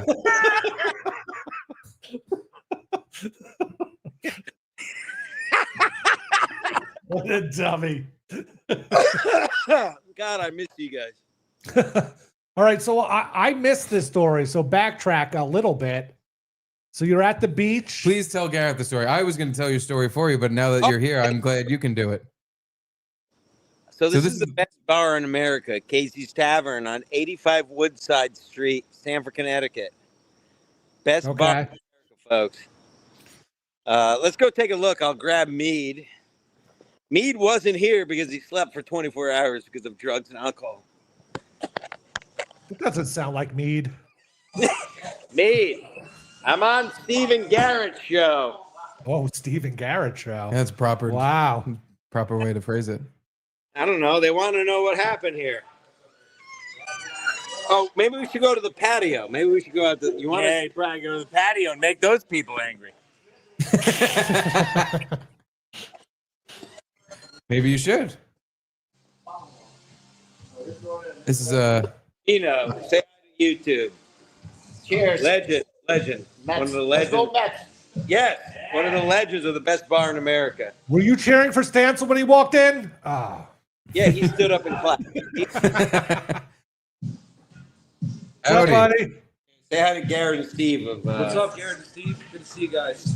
Good to see you, buddy. hey, bud. Is this not the best bar in America? Best bar, best one. Were you there when Stansel beat up that Spanish fella? Wait, hold on. They want to know about what happened last night. You were here, right? I don't know. Is there some terms of service on what I can and cannot say? Oh, no. You can say whatever you want. Yeah.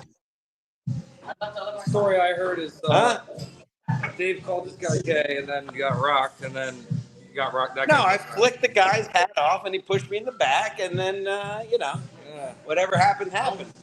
Hey, don't come up here. No, he sat in my seat. we don't know the story yet. At least Garrett doesn't know the story. He gave one of my lady callers a bit of lip, who, by the way, is no longer a lady caller. You're retarded. All right. What do you want to know? All right, so let me help you recap because Garrett wants to know the story. Yeah. So you were at the best bar in America, which you're currently at, with your lady caller, a lady friend who does penis stuff with you. I'm on a show. Seems a little unfocused for a guy at a bar. Yeah. But anyway. It's what called being a regular. What do you guys, like, not leave your house? What do you guys not? Never. I've never left my house. Hey, Mead. What's up, Steve? Cheers, by the way. Hey, cheers. At AD23 is my accountant's Venmo, folks. Fuck you. I owe Portfolio Recovery keeps calling me, and Credit One Bank keeps calling me. Hi, Garrett. And What's up, Mead? Oh, nothing. Just this tiny prize fighter at a episode last night. So I want to tell his story, and I want him to correct me if I'm getting any details wrong, because I want to tell how I remember it. Okay. Because I listened to it today. Manny, So Stansel's at the bar with this lady who's doing stuff to his cock. Okay. Not at the bar, but elsewhere. Mm-hmm. He gets up and walks away.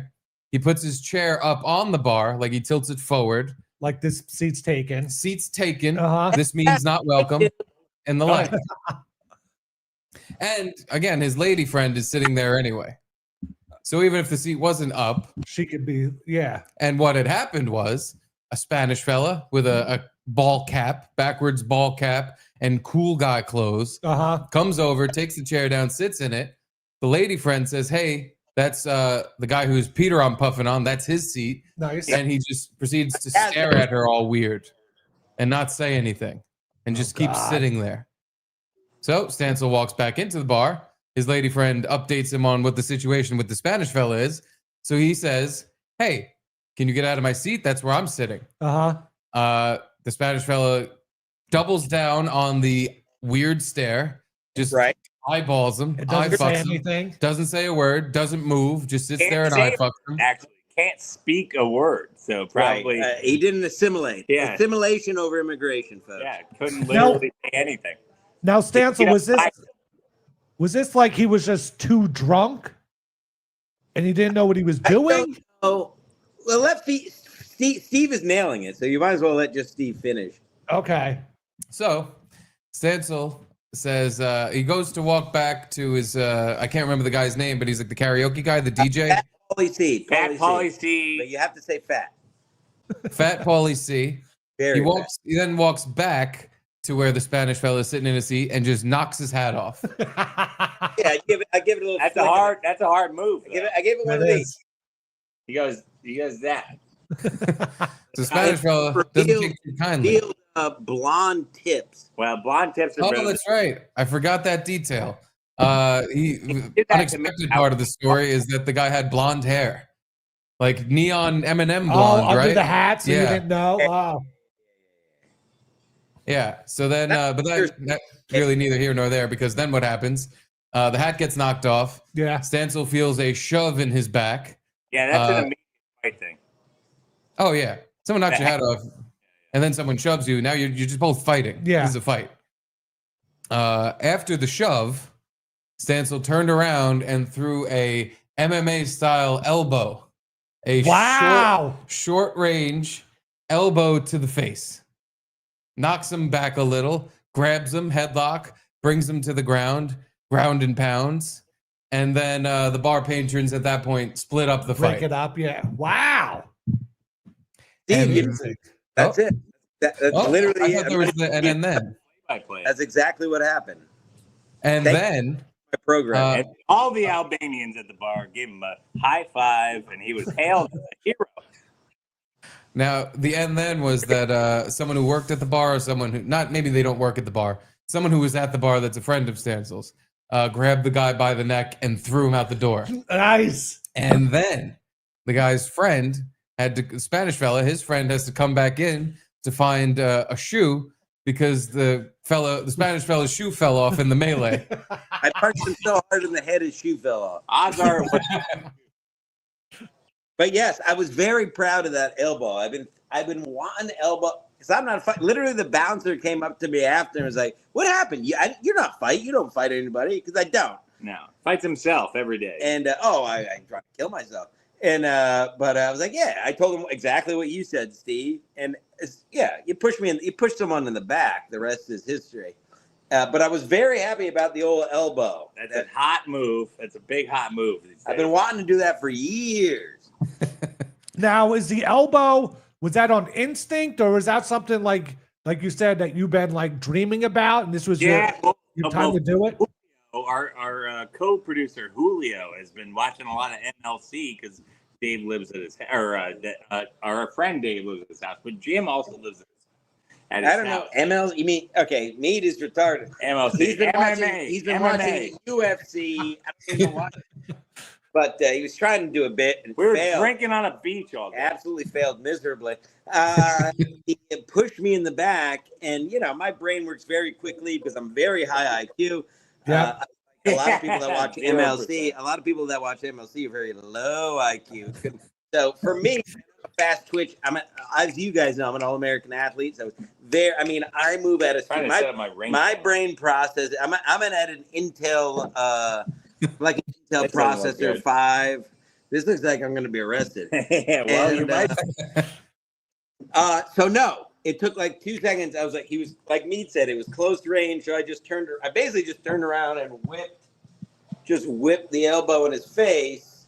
He stumbled. I grabbed him by the neck, took him down, face down, and just started. Actually, it was my left arm. Sorry. And then started punching him. And then I had two people, that's not 3 grown, very powerful men trying to pull me off. Very powerful. Kind of sexy.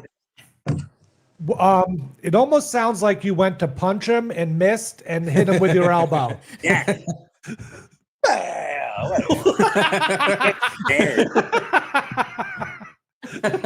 No, we've been practicing and dreaming up the elbow. It was not a punch miss. So, yeah, that's right. Big deal. Hey, yeah, you still won. All right, let's not get into the details. Here was the only real question I had. And Garrett, I'd like to know who you were picturing as the Spanish fella. Yeah. The karaoke never stopped. Everyone, it's the best. It's literally like Mead said. It's like the Mos Eisley Cantina. Like nobody skipped a beat. Yeah, you cut off an animal's arm. And nobody cared. There was no record scratch and everything went silent. No, the opposite. You'll be dead. Half, 3/4 of the bar didn't even notice because it's such a shithole. All right, what's your last real question? I just wanted to know what the appearance of this fellow was because I'm kind of picturing like a 5'2", really drunk, one-eyed, just broken down man that you absolutely whoop the shit out of. Yeah, I'm thinking of like a drunk Hispanic Guy Fieri. I just see a little guy that Stansel walked up and bullied the shit out of.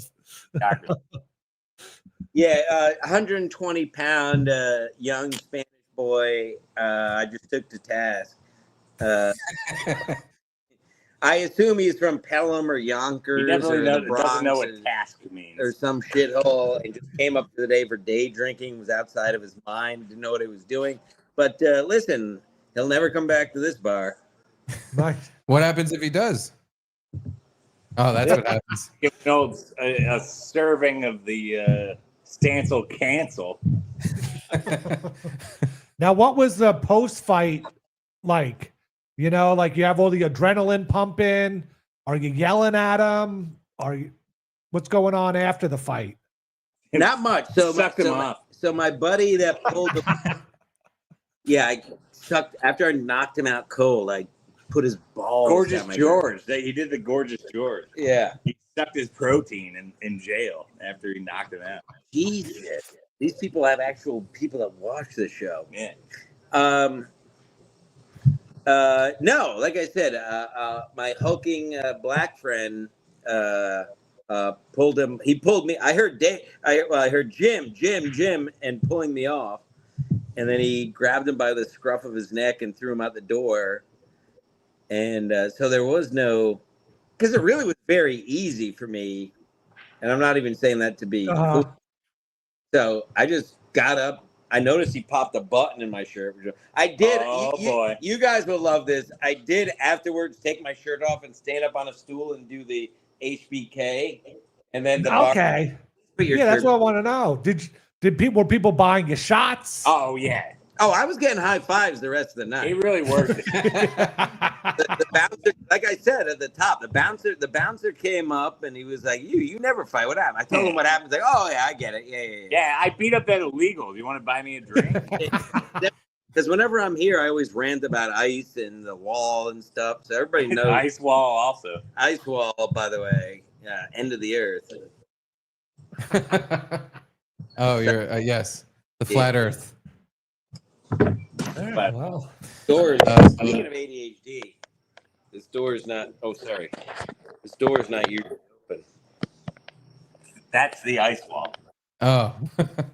This is where ice comes in. That PVC fence is the ice wall. Well, they don't need ice when you're there. You left out one small detail that I was cracking up when I was listening to you today, when you said that the kid, his friend came in for his shoe. Yeah. You were looking for it too furiously because you wanted to throw it over the fence. I heard he lost his shoe in the fracas, and I started desperately looking for it, but his friend found it first because I was gonna throw it over this very wall. Just throw it over the wall so he had to go. You could run through that wall. Honestly, the guy might have been gay. I might have beat up. He might have been a hate crap. I don't know. Very easy to beat up. Very easy to beat down. He's been running through the Darien Gap. This guy's just showing up at Casey's and laughing. Well, congratulations on your victory. Yeah.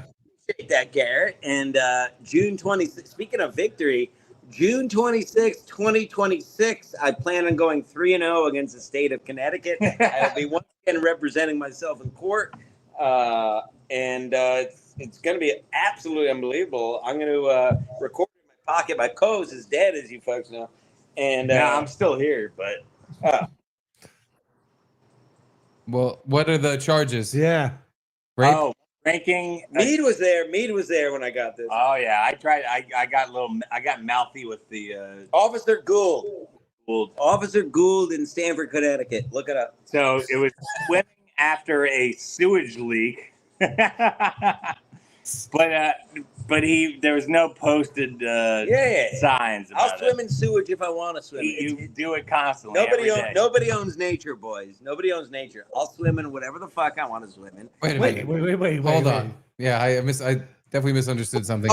You're going to court. You have like a summons because you were swimming in a sewer. Yeah, they had dangerous runoff because up here there's open sewer pipes that just go into the sound from old bodies, and these old houses just have open 8-inch sewer pipes going to the sound. I know, I'm a civil engineer, but Dave was swimming. Jim, they didn't put. Oh, Jim. Well, Dave was there too, but Jim was. And that's my accountant at Dave D23 on Venmo. Folks. Yeah, your accountant was there, and so he got caught swimming in the sound while while the park. Yeah, so park I'm going to court, and I'm gonna say I can swim in shit if I want to. So I mean, really? That's like completely against the Constitution. Yeah. No Like- posted notice. There was zero posted notice. So here's what happened. You guys will love this, and because you guys will love this. It was basically what's our girl's name that does the stream, the black lady? Shaniqua. Cynthia Carver or Carter. It was basically Cynthia Carver. I was in the water with a lady caller. Yeah, I get no ski, man. And I heard a lady it was Cynthia Carver basically from the shore saying, "You got me, you got me." Yeah. And I was like, "What?" And he's like, "You got me." I was like, "All right." So I started swimming. We were out, a good 100 yards. So I started swimming towards the rock. I got a thumbs up. And she's like, "You can't come up on these rocks. I'm Cynthia Carver." So I went back down. And so first of all, I was trying to get out. She told me I can't go up there. So I go back there. Meanwhile, I'm yelling. I was like, she's saying you're going to get a ticket. I said, "All right, good. Write the ticket." Yeah. I don't fucking care. You go on a tandem bike with me? I may or may not have been drinking all day. And I said, "Good, write the ticket. You don't own the water." And well, sure enough, she called the cop. You won't believe this, guys. She called the cop who wrote a ticket.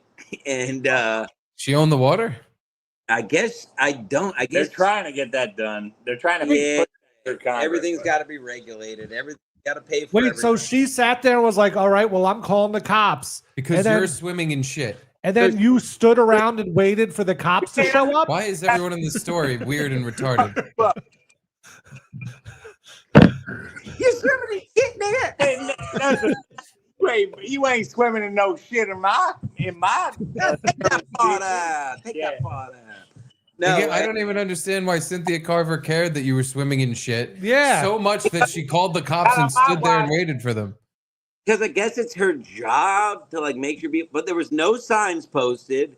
There was nothing at the beach. There was nothing at the entrance. Well, I took plenty of pictures. And then when the Officer Gould came about, the real because Cynthia, guess what is heritage? Yeah, right. Cynthia Carver was a park ranger, not a cop.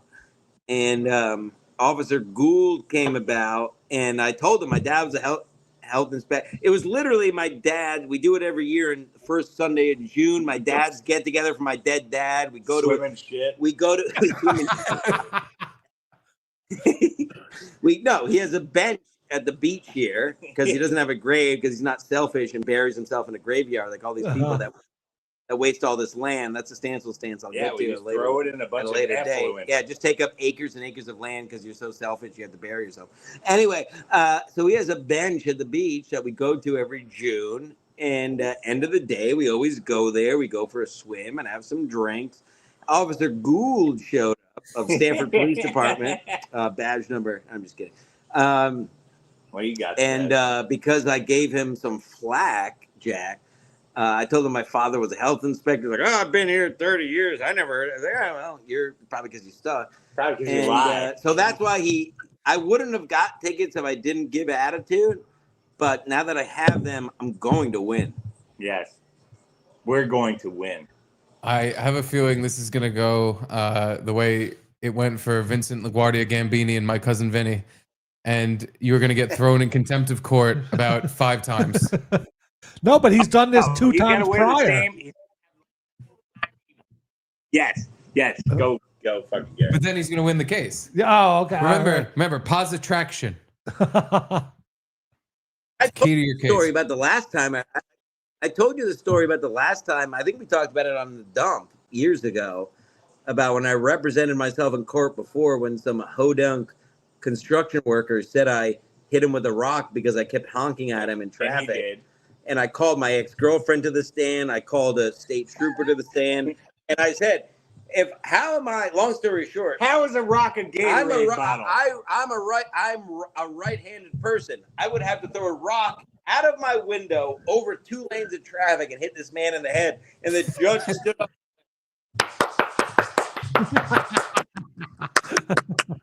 Not guilty.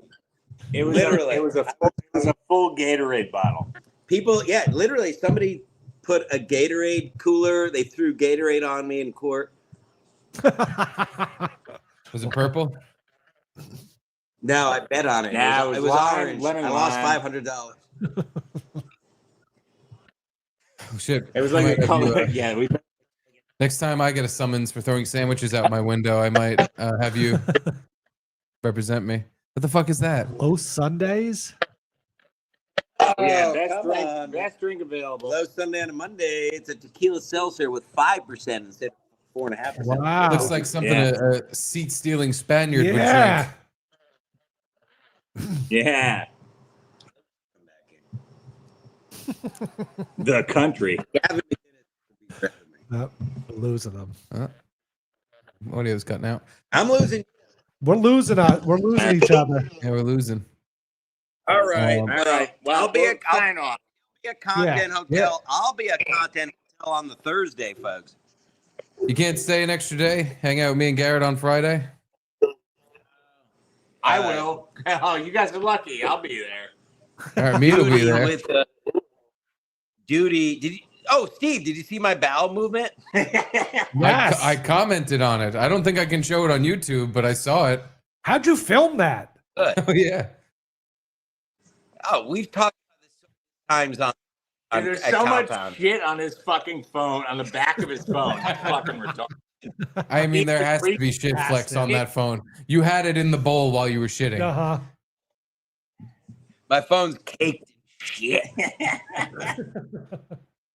Yeah, I hadn't, I Well, hadn't whatever. seen a glorious video like that since the dump. Somebody said I beat him like a pinata, which was funny. Wow. Well, congratulations on your big victory. Ooh, excuse me. I hope we'll be seeing more fights out of you. You know, you have a burgeoning career. You want to see? Watch everybody stand up and clap when I walk in. Yes. Gonna do that. All right, here we go.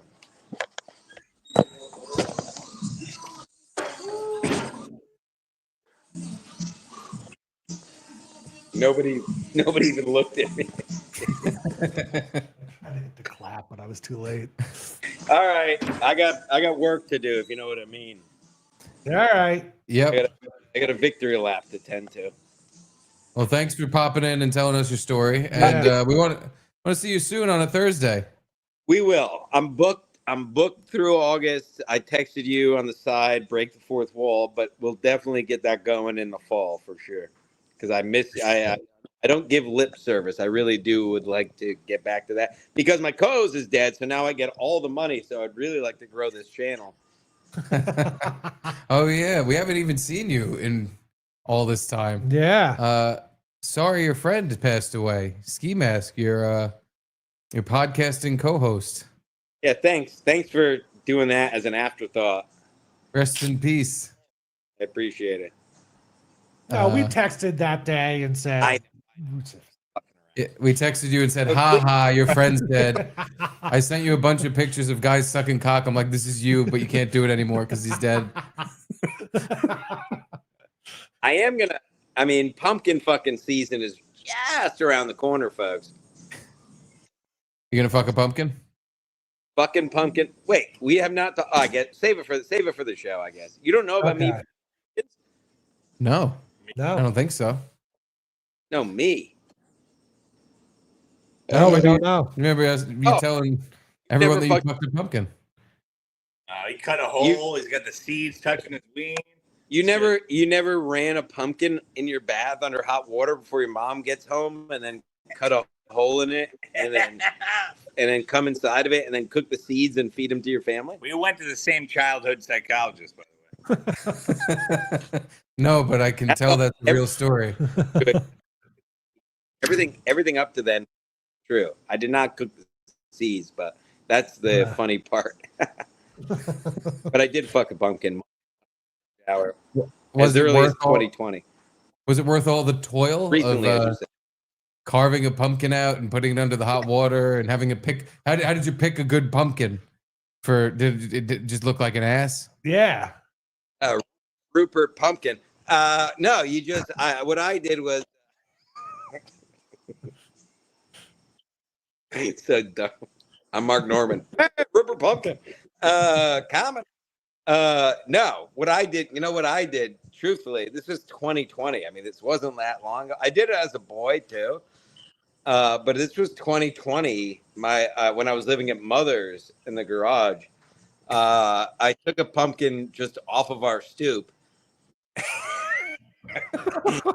Boy, I just pounded that thing.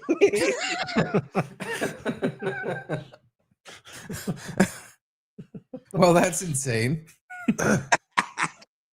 Now, when you make the That's hole all in true. it, when you make the hole in it, do you you taper it as it goes like it gets narrower as it goes further in? Exactly, Garrett. Thank you, Garrett. Seems like Garrett might have fucked it somewhere along. I haven't, but I could just imagine what I would do if I thought of the idea. He's just imagining fucking produce. Yeah. He hasn't done it. I could see Garrett's more of a gourd guy, I'd say. No, yeah, exactly. You got to take the skin off a bit. You got to cut the skin around it, or else you'll get chafed up, which I learned along the way. But you run that thing. So you run that thing. You don't want to put it in the microwave because then it gets too squishy. You want a hard hole. It's basically like a butthole because once you get in, it's all opened up, you know. But the cool thing about pumpkin is all the guts inside. It feels like, kind of feels like a vagina. So what you do. I would have guessed that's the idea. Doesn't feel like some other thing. Now, what did you do? Did you put it on the bed and like? No, you do it in the bath. Are you out of your fucking? You do it in the bath. Oh, in the bath. So the pumpkin's on top of you, like a fleshlight kind of thing. Got to get in on that thing. What's fun to do is you take your neighbors with that's already cut like a jack-o'-lantern, and you just you hold it by the you hold it by the stem, and you just get in on that thing. But then it really does feel.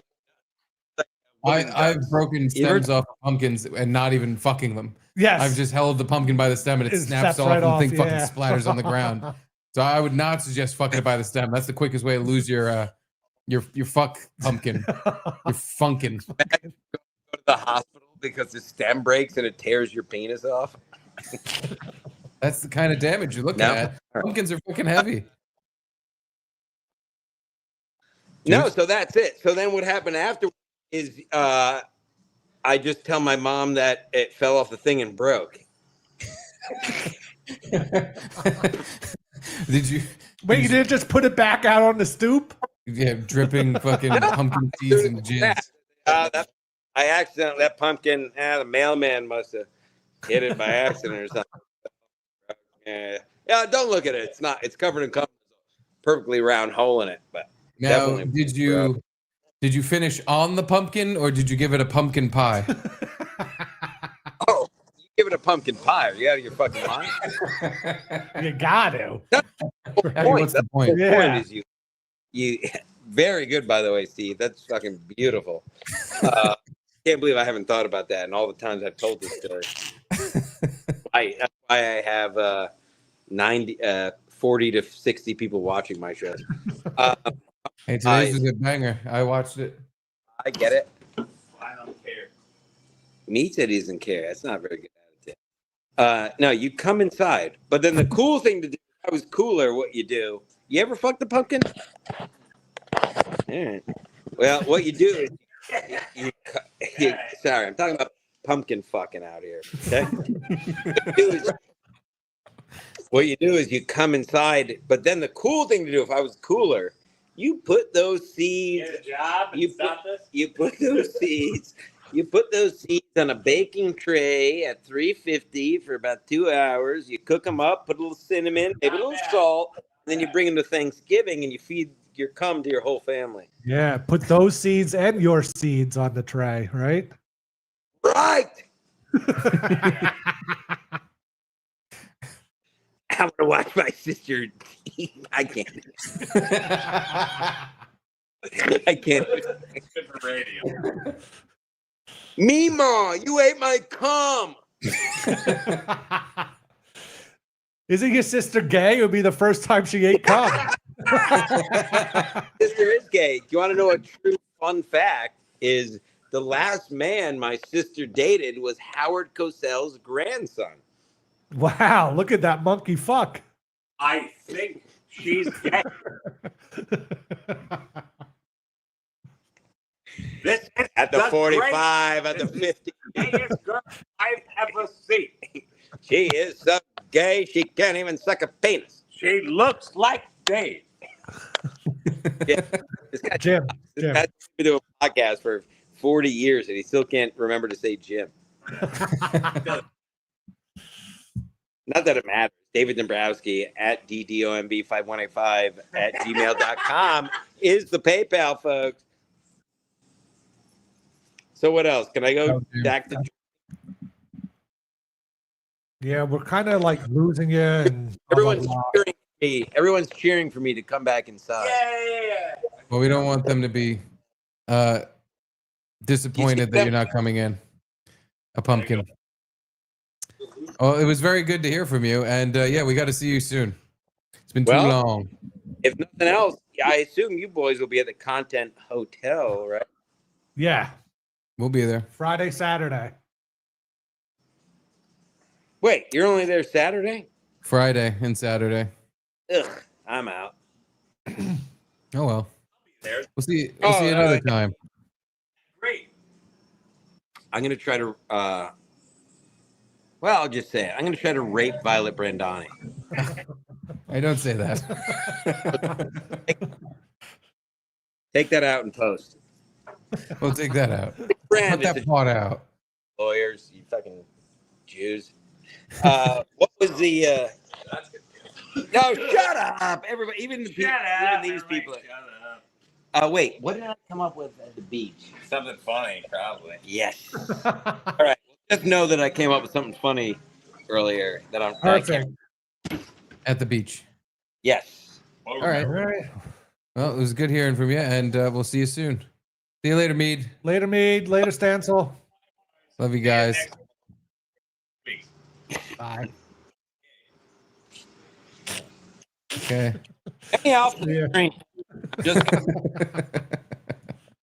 And there you have it. So I thought he was going to get in a fight at the beach with those Mexicans we saw pictured. No, funnily enough, he did not get in a fight at the beach because it seemed like there was 5 or 6 of them. I don't think he walked over to any of them and flipped their caps That's what off. I was like expecting this whole thing, confrontation, blah, blah. That would have been a little different. A little bit. I think yeah. it would have went a little differently too. I think he would have been the one grabbed by his neck and thrown into the ocean. Yeah, they look like they had some muscle to tussle with. Yeah, it wasn't a very small Spanish boy that he beat the holy hell out of. God. Now, best bar in America, but it has a bouncer. Does that make it not the best bar in America? Or You need a bouncer. You do? Yeah, if it gets crowded. Oh, okay. Because you know, Like did sometimes Sullivan's have a fights bouncer? happen. I think they did on. Did they ever? I always feel like Sullivan's is not the best bar in America. No, but I'm not saying Sullivan's it is is. a fucking. But I It's a feel like shithole. the only bars I've been to that have bouncers are like kind of the hip place to be, or you know, like a lot of kids are trying to get in there or something. That's you know, a lot of it. There's bars around here that they have bouncers, and it's because there's like 20-year-olds going in, and so they just need someone to sit at the door and ID. check IDs. Yeah, Yeah, that's mostly I think why you even get a bouncer is just to sit at the door and not let underage drinkers in. Mhm. But also, yeah, no, if you have a bar that gets crowded all the time, you need a bouncer need one. because there's gonna be Eventually, fights. Yeah, It's a bar. There's people drinking, especially if it's a crowded bar with people drinking, and there's DJs and people are doing this. This always leads to fights. That's what I'm picturing with a bouncer bar is loud DJ music and people, you know, pumping their fist and dancing. That doesn't seem like the best bar in America to me. But it looks like that bar is Yeah, just like kind of a. looks like someone's house. It does.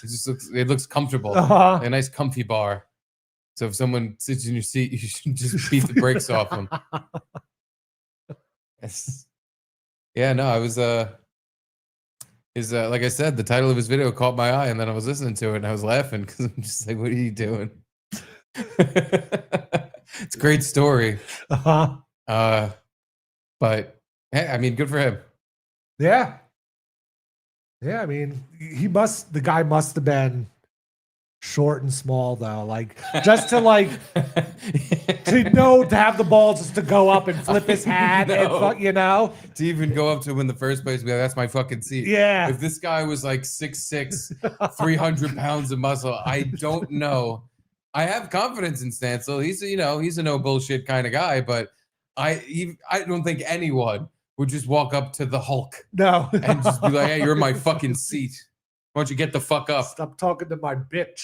Yeah, quit talking to my girl. Knock his hat off. And then, when someone who's 5 times your size shoves you, you just turn around and knock them out and get them on the floor and start hitting them. That really isn't usually how that goes. Was he a wrestler too, Stansel? No, he was a lacrosse player. Yeah, I knew that. Oh. Yeah. All right. Got all the practice fighting in his lacrosse games. With the stick and his helmet on. Yeah. Yeah. And they're half shirts. Lacrosse wears half shirts. Right. they're exposed midriff shirts. It's just so hot playing this game. I can't wear a full shirt. Yeah. It probably does get very hot running up and down the field playing a fake sport. But as I've said to him 3 billion times, lacrosse is the team you join when you don't make the baseball, basketball, and football teams. Yes. And hockey. And it's like, all right, I guess I'll play lacrosse. Mm-hmm. They need people. Always need people. Yeah, definitely. Is soccer one of those sports too, or just lacrosse? Soccer is its own thing. It's not really bothered with in America. But people play it. But kids, though, it's a big kid sport. Big kids thing. But the older you get, you spend less time playing soccer and more like going into one of the actual sports. Yeah, it's so weird how almost everyone I knew played soccer as a kid growing up, but then no one ever keeps playing it. I guess, people just don't like running around, and it's good cardio. It's bad everything else. The Premier League started this weekend. Oh, that's very exciting. You can at least get some bets in if you want. I've stopped even betting on that soccer shit. Yeah. It's the appeal of it was because Charlie had just been born up in the morning. And I was like, I'm going to be a responsible dad and cut back the gambling. No, I'm going to gamble more. And I'm going to wake up with him on this is when we still worked the compound. So I'd wake up with him on Saturdays at 6 a.m., 5 a.m., whatever the fuck. Yeah. And soccer games would be on from Europe because it's noon there. Yeah. And I'm like, oh my God, I can gamble on stuff while I watch my baby boy. I felt like a real mature, cool adult. But now he kind of has control of the TV. It's not even that. It got I couldn't even give a shit about what I was watching. And even with money on it, I was just like, oh, this is so stupid. Such a long game. And it's funny because it's an exactly timed game. Yeah. Exactly 90 minutes. Yeah. But it feels long because there's no scoring. And every time there, sometimes there will go a 5 to 10 minute period will happen where not even a scoring chance. Just definitely. The two teams are fighting over the ball midfield for 10 minutes. And you're like, holy fuck, this is the worst game in the world. This sucks. Nothing's happening. They're just fucking dueling, kicking each other in the shins, trying to get the fucking ball. What a fucking stupid game.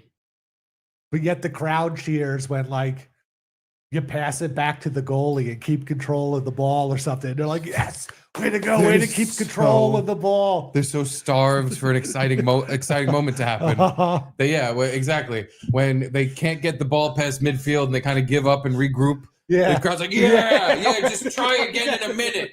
Just kick the ball around by your own goalie for a second and just gather yourselves and then try again in a minute. You guys must be tired. Yeah. I mean, it seems exhausting. I give the soccer players credit for being in the best cardio shape of most sports.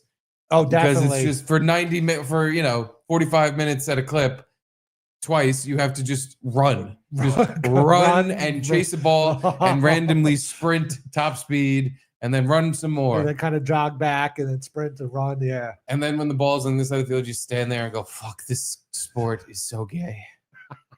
I hate that this is what I dedicated my life to is runny kicky.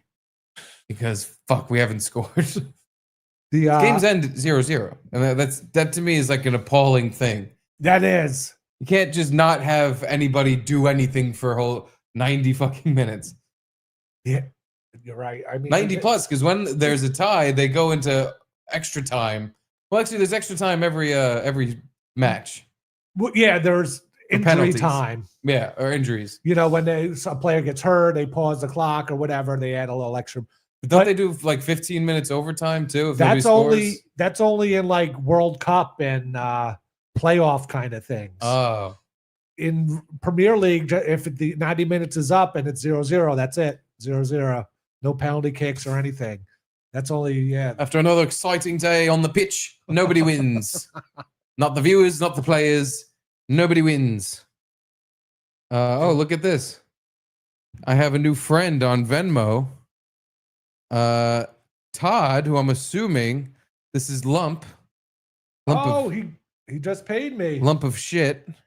Cynthia Darcy paid me. Oh, that fantasy football league is filling up. Chris sent $7 more. You didn't have to. He says cheap fucks must have took a cut. Sent 7 this time. You now have. Oh. Now he gets bonus money if he wins. Yeah. Oh, and Dominic Riccitelli, don't worry. I did not forget about the jersey. We ordered food last week, didn't we? We did. Okay, we ordered food. Took care of that for Curtis John. And for Dominic Riccitelli, I was looking. I didn't buy it because I was like, I feel like I got to get approval on this purchase, but I was going to get a Giants jersey for Charlie. Okay. I'm thinking Giants. Saquon? No. No. You already got him one, right? I did. Yeah. It was when he was a baby. And so I got him like the onesie shirt jersey thing. And before he ever even wore it once, Saquon got traded. That was that. But here, Todd, lump of shit. Super chat. I'd have done it the usual way, but you have Jim on, and we all know how he feels about those. Been binge watching to catch up. Thanks for all the fun, guys. Oh, thanks you, Todd. Lump. Oh, hello, Rump. Thank you. Very nice. And yeah, you know. Wait, so he just paid you the super chat? Yeah, you know. Paying me is like paying you. We were both on the same YouTube stream. But he sent in money for fantasy football too. All right. Yeah, because last year he asked if there were spots open, and I think I said yes or something, and then didn't check my DMs again, and then created the league and fucked him. He fucked him. Yeah. And he was like, "Oh, I'll be in it," and I just never checked my DMs again. I was like, "Oh my god!" Well, as is with Garrett and Steve fantasy football tradition, we're going to exclude Todd from the fantasy football league. We're going to keep his money. Keep his money, but he's not going to be able to be in the league. Yes. As is tradition. You know, he's a big Bills fan from upstate New York. They have I've been watching the Hard Knocks. Oh, I haven't started yet. With the Buffalo Bills. Good. The HBO documentary series on the football team. I feel like it's not a good idea to do that show when that's a show for you came in last in your division last year and you just, who cares, whatever, we'll see. Not the team that lost the AFC championship? Yeah, not the team that's like kind of focused and finally get to the Super Bowl and everything. It's too much of a distraction. The Jets did it 2 years, I think. They did it the year Aaron Rodgers blew his Achilles. Yes, they did, right? Because that was like the last episode, I think. And then it was like they finished it because I think the series finishes before game one. Mm-hmm. And the first game after Hard Knocks, he blew his Achilles and was done for the season. Yeah. So that was hilarious. I have a bad feeling for Josh Allen. I know. He's that jinx. Team's like wonder boy. He's the guy. He's the only guy on that team. Well, you know, there's Damar Hamlin. Damar, yes. There's Tre'Davious White. That's right. Trey Dog. With IKEA furniture. IKEA Perrier. IKEA Perrier. I couldn't think of the IKEA part. Yeah. Oh, they have Joey Bosa now too. Oh, they did. They got him. They added Okay. him. He's good. He's 10 years into the league though now. I don't know if he's going to be the same Joey Bosa. Do they still have Von Miller? I don't think so. No. I think he gone. They got Buffalo Joe. You know Buffalo Joe. If it ain't been for Buffalo Joe. Buffalo Joe Gabagichi or whatever the hell his name is. No, I have no idea. He's some guy that tried out for the team in like the open tryouts and made it. Oh, wow. And they call him Buffalo Joe because he's from Buffalo. Like, who are the wide receivers? Anyone? Fucking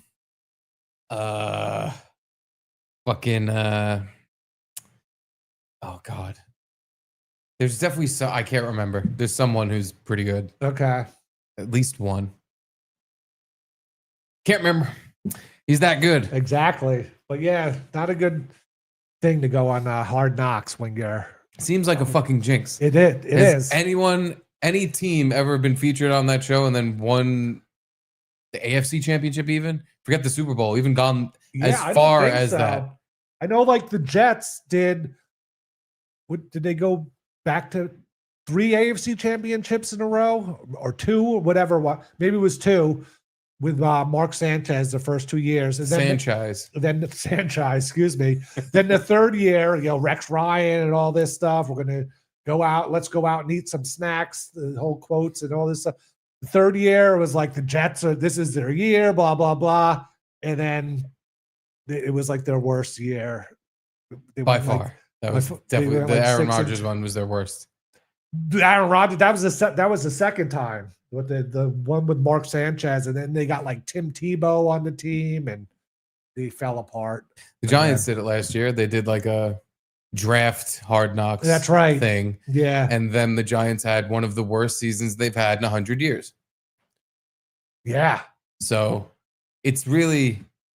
I understand if you're like the Jaguars. Curse. Yeah, that's what I was saying. Yeah. Like if you're a team that's perennially shitty and needs like a spotlight on them to sell tickets, you go on there and just be like, hey, look at behind the scenes of our fucking shit team. But yeah, if you're a team like Buffalo, it's just I don't know though. It's Buffalo. They're cursed. They are. Why not? Maybe this is the one thing to reverse break the curse. You've already been fucking cursed beyond belief in football terms. They've been to 4 Super Bowls, lost all 4 in a row. Haven't been back. So maybe you break the curse by doing shit that. Yeah. Maybe they're begging Madden, please just put Josh Allen on the cover. We need to do every shitty thing. The owner's been walking under ladders for fucking 3 days straight. He keeps kicking black cats. We have the worst luck. It can't get worse. Maybe it'll get better if we do bad luck shit. Go all the way back around. Yeah. Break through to the other side. They have a new stadium too, I think, or it's not ready yet. Next year. Yeah, next year. So yeah, because they were showing that it's being constructed.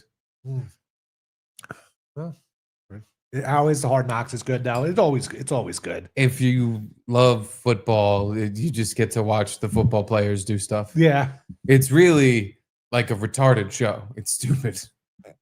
It's not, you're not going to really learn anything. You just learn about their lives and what they have going on. You saw Ikea Perrier. You heard her talk. Yeah. She is not as stupid very and articulate, more attractive than Oh, okay. Than we painted a picture of her. Okay, good. Good for IKEA. Good for IKEA Perrier. But yeah, Caitlin. I was watching it today, and Caitlin was in the room. I don't even want to say watching because she's just like, oh, this is so stupid.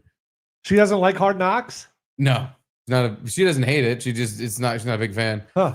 But Josh Allen was on Bussin' with the Boys. Yeah. The podcast that's 2 ex NFL players. And they were so it's just 3 guys talking, doing an interview, called an interview. And it was just, well, man, be a quarterback this year, gonna be good. It was just fucking, it was just 3 dopes, really, just chatting. And Caitlin just goes, God, athletes are so fucking stupid. They are. There are some that are geniuses, but very few and far between. The ones that are really, really good, I mean, they use all of their brain power for being good at football. There's not much room for that's all they've been focused on their whole life. You're making fucking $100 million a year or whatever the fuck it is doing you it. To read a book too. You are a genius. You're a fucking genius.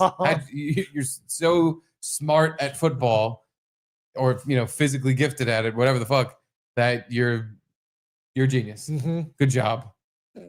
American success story. Totally. Guy throw ball good.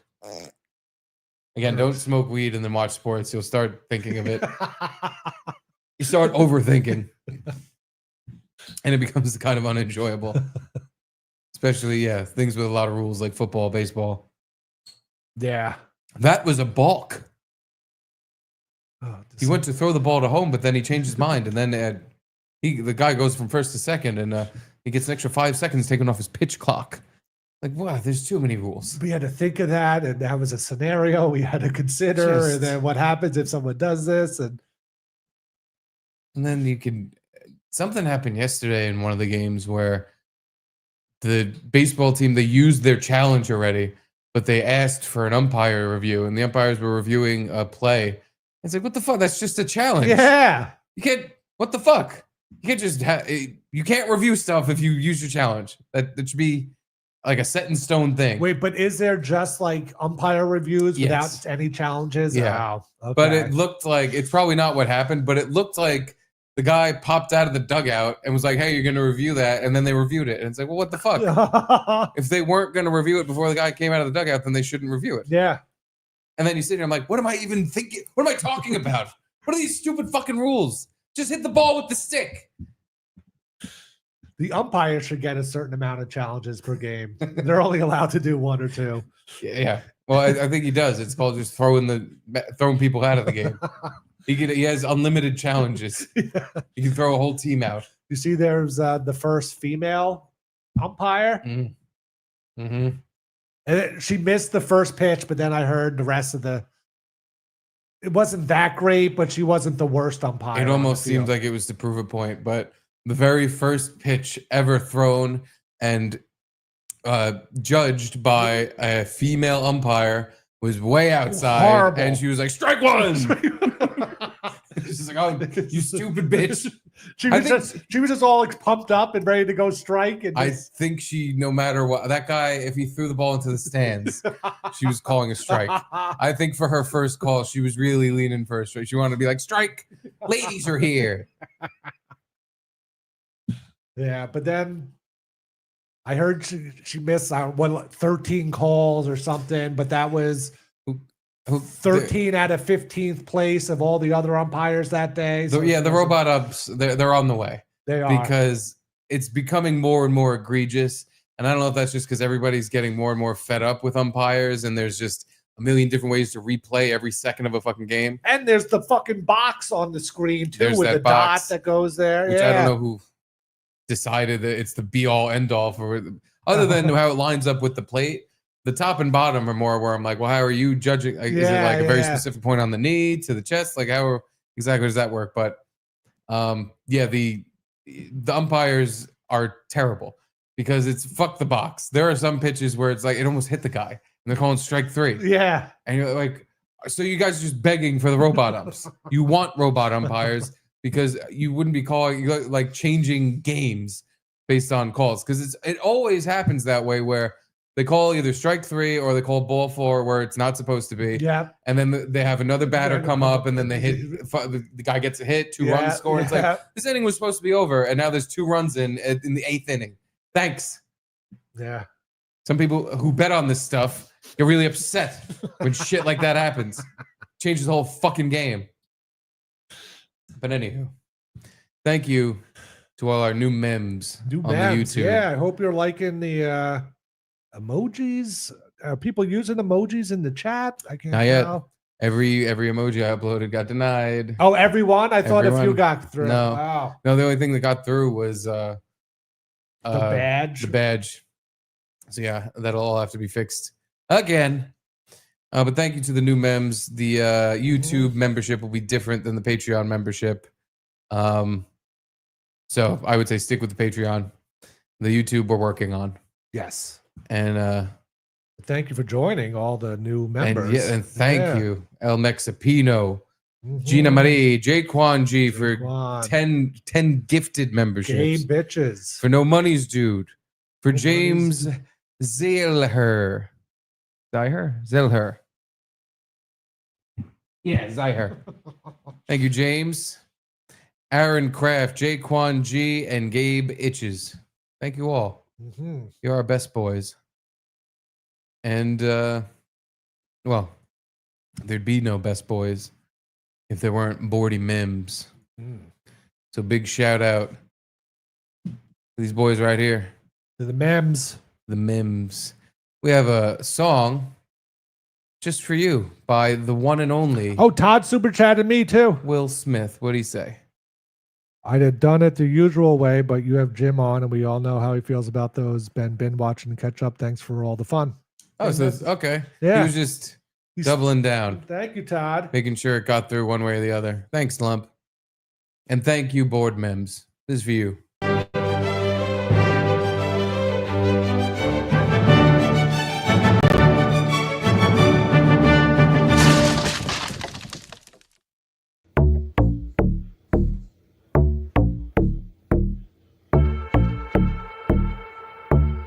I like body memes. Give me body memes. Caitlin Conte, E-D. Nick G, your dad, no. Dominic Richatelli. Charlie, Chicago. Dead Fool. Lindsay Sabadouche, Marshall Beaupre. The Moose Pete. Bob Fan of Patrice. El Mexipino. Josh Words, Mike Liggio. Mitchell. Chris Berg, Jimmy Z. Gannock, Gecko, Dundee. Daniel, Mondi. Gay Bitches, Connor. Beth, Jeff. Doc Jones, 73. Just. Curtis John. William Yoder. Brian Haight. God! Jeffrey, the G-Rag. And Stan Turner. Nanex, Support. N. Harold. Asia S. Thompson. Old Youngie. AJR 7626. That's Doogie. Justice for Garrett. Aaron Kraft. 2-Man. Steve. Matthew Mallory. Mark DeGraci. Cynthia Dawson. Burnsy. Eric and Lusher and Max and Lucy and Para. Michael J. This Giganettic. Win at all costs. Stu's Cluster. Pain Jammin'. Jay Nate. Gina Marie. Beverly. Jaquan G. Johnny. Heather the Hooker. Jonathan Mardukas. Bruce Channel 666. Steve's ass. Mark James. Junior Mitch. Franklin the Stick. Right. Errol Hack. And then you got gold members. Mama Reno. Fitzy. Jeremy M. Stock. Matt Bugatti. Michael Malice. Boo Turd. Jay Thomas. Bob and Photo Shop. Rocket Pin. Posey. Angelo. Larry F. And Jay. And Benny Cash. That's the plaque. And that's my ass. Thank you, everybody. Beautiful music. We now have 19 people for fantasy football. So I think the maximum is 20. Yes. All right, so one more person. If whoever the next person is, you're in. Everyone after that, if you send money, you will be refunded. Yes. No, you won't. You're just going to lose $100. You're not going to get to play. I mean, if a lot of people join in, we'll just do 2 leagues. It'll be League A and B, and we could just do 10 and 10. Mm-hmm. Or, 12 and 12, whatever the spillover number is, depending on how many people. Because what happens is a lot of people on the replay, they'll see this and be like, oh shit, I'll just jump in and be that last guy. So either there'll be a 2-league split, or we might have to get refunds going. Either way, everyone will be taken care of. Yes. One thing that was not taken care of today, and we'll have to end on it. Because I agree with 5fan Photoshop. I can't believe Garrett wore his Swift shirt and didn't bring any Taylor Swift news updates. Well, you're wrong. I did bring a Taylor Swift news update. I assumed you must have because you want to see the graphics. So do I. The Comey one. Comey. What? Well, hold on. If we're gonna watch, yeah. If we're gonna get to any And Taylor Swift news, it's kind of a long clip too, so we might not make it all the way through. Well, the beauty of the Taylor Swift news clip is if we don't make it through the whole thing, we'll just try again tomorrow. We're simply out of time. But let's get to Garrett's Taylor Swift news. It's time for Garrett's Taylor Swift news. He's not gay, he's Garrett.